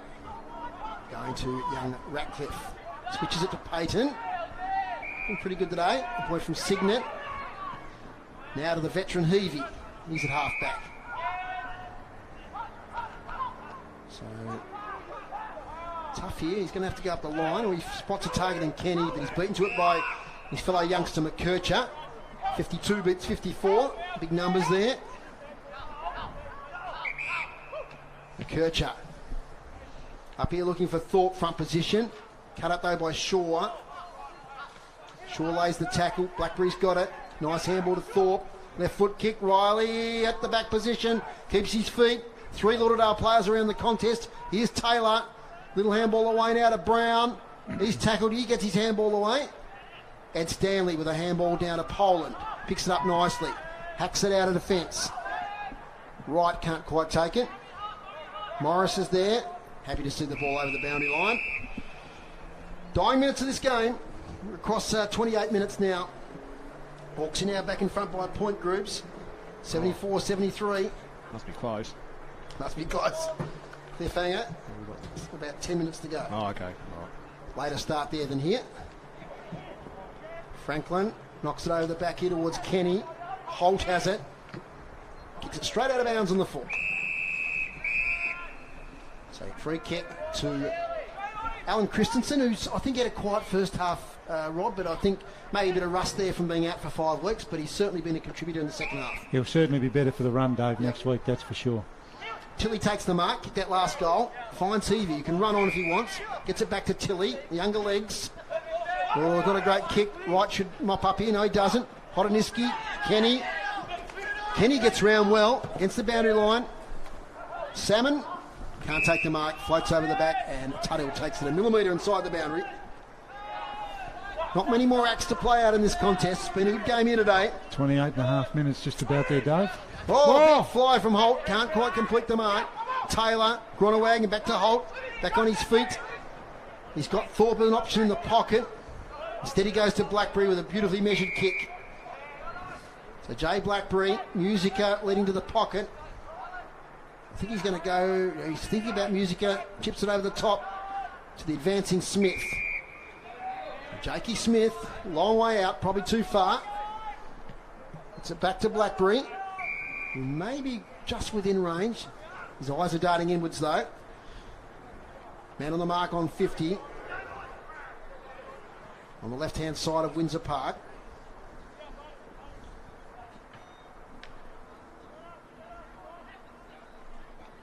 Hush over the crowd as Blackberry is going to take his opportunity for a shot on goal. Doesn't kick one today, Jay. Racked up a lot of possessions as per usual, however. Skips in. Gets good purchase, Jay Blackberry. Always near side, one behind. 15-13-103. 8-7-55. Bit of sting certainly gone out of the game, Dave. Not obviously long to go, and the margin insurmountable, but been a good contest all day. The Dale would love a late goal here. As a nice kick comes to Hodoniski. He's paid the mark. Chopping the arms anyway. He's done some good things, the young fellow, hasn't he, Hodoniski? Yeah, great highlight. He tried to play on there. Now, that's interesting. Umpire's just sending him back. Yeah, is that 50 or play on? Take Anyway. two. And balls to Stanley, up the wing. You're looking for Richmond, thumped away by Morris. Zach Morris a bit tight. He played a bit of school footy during the week. Yeah, he's Some Pats against Scotch. Yeah, how'd they go? St Pats won pretty well. Yeah, they've got a good team this year. He's been very good. Got better every game we've seen him. Groenewegen wins the tap. Bouncing ball to Nellen. Sideways to Hines. Now to McKercher. Left foot kick straight to Oscar Shaw. Flying Locks takes it. Oh, gee, that's a dangerous switch. Kenny can't quite take the mark. That's the end of the contest here at Windsor Park. A really entertaining game, a competitive game, which is what we were hoping for at the start of the game. And certainly Lauderdale can hold their head high. They came here pretty much decimated by some late outs. And Daniel Willing would be really pleased, I'm sure, with the effort their players put in here this afternoon. But Launceston continue on their winning way. Mitch Thorpe would be happy with a clean sweep of 7 victories, or 6 victories, out of the first 7 rounds. And they win 15-13-103 to 8-7-55. Goal kickers, Rob. Goal kickers for you, Dave. Yeah, so for Launceston, we had Musica with 3 and Riley with 3. 2 to Cody Thorpe and Braden Pitcher. Singles to Jake Hines, Casey Brown, Brendan Taylor, Colby McKercher and Jack Donnellan. For Lauderdale, their multiple goal scorers, Tyler Martin with 2, Fergus Kenny with 2, and singles to Christensen, Salmon, Tilly and Hodnitsky. Have you considered how much your... Okay, we might, just to give Rob a bit of time there to do his 3, 2 and 1, we might just have a short break. We'll come back with 3, 2 and 1, stats and a quick wrap-up.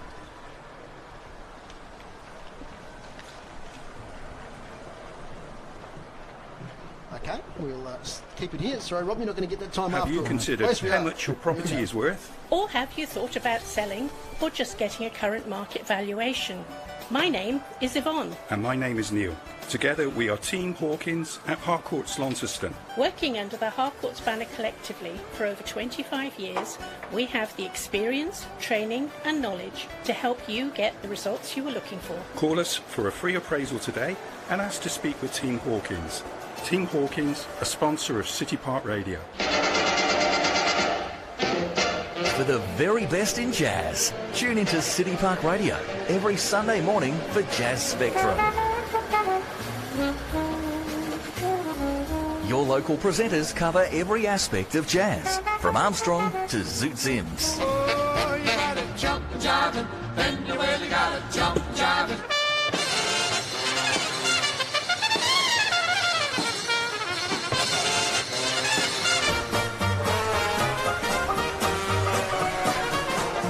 Take a journey into jazz. Jazz Spectrum. Every Sunday morning from 9 till 11 on City Park Radio. Are you living with epilepsy? Do you or someone you know need support right now? Help is available on the National Epilepsy Line, 9 to 5, 7 days a week. Specially trained registered nurses can assist with any epilepsy-related questions or concerns you may have. Call 1300 Epilepsy. That's 1300 37 4537. This announcement is proudly supported by the Canellan Airways Trust. Outback Grants. When it comes to your home or your local business, L-Gas is the smart choice. Make the switch and be rewarded with $80 in LPG account credits when you sign up. Whether it's cooking, hot water or heating, L-Gas has got you covered. For $80 in LPG account credits, visit the website lgas.com.au, download the L-Gas app or give us a call on 131 161. L-Gas. Local, safe and reliable. A sponsor of City Park Radio. You're listening to Tasmanian State League Football on City Park Radio. Okay, quick wrap up. I've got to get myself over there to Elephant Sports Stadium for the big clash between the Tornadoes and Diamond Valley. Groups, first of all, the team stats. Hit-outs, Launceston, dominant all day as we've seen, 61 over the course of the day to Lauderdale's 15. Clearances, Lauderdale on top there, 37 to Launceston 31. Inside 50s, Launceston 51, Lauderdale 33. The marks inside 50 was the big discrepancy here again. it was 17 to Launceston with that clean movement into the forward 50, 2-5 for Lauderdale, and free kicks 15 for Launceston and 21 for Lauderdale with 8 in that last quarter. Okay, Rob, what do you got for us, votes, West players and votes-wise?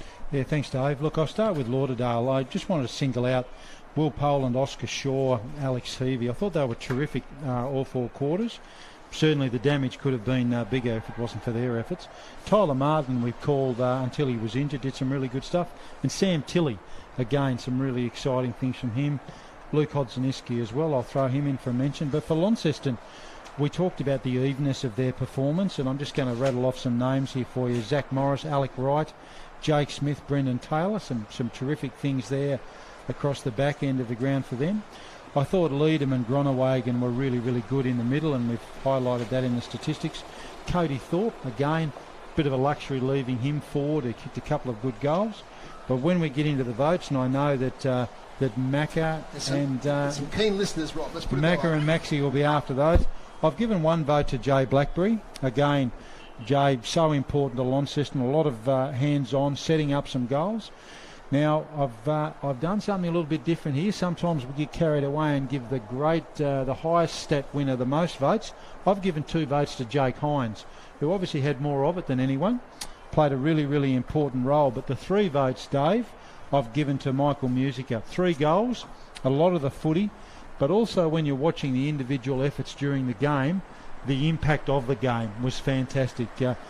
Did some great stuff down back, went forward, kicked 3 goals. I thought his game was outstanding, and as I highlighted through the call, his consistency from week to week is something that we're seeing more of. So I think he's got a lot of upside. So 1 vote Jay Blackberry, 2 votes Jake Hines, 3 votes Michael Musica. Terrific work, Rob. Thank you very much for your insights during the day. It's been a really good game to call, wasn't it? I suppose we came here with quite low expectations, but we come away, great individual highlights. Please check out some of the highlights this week on YouTube, and there'll be some on the news and whatnot. But a really good game to watch.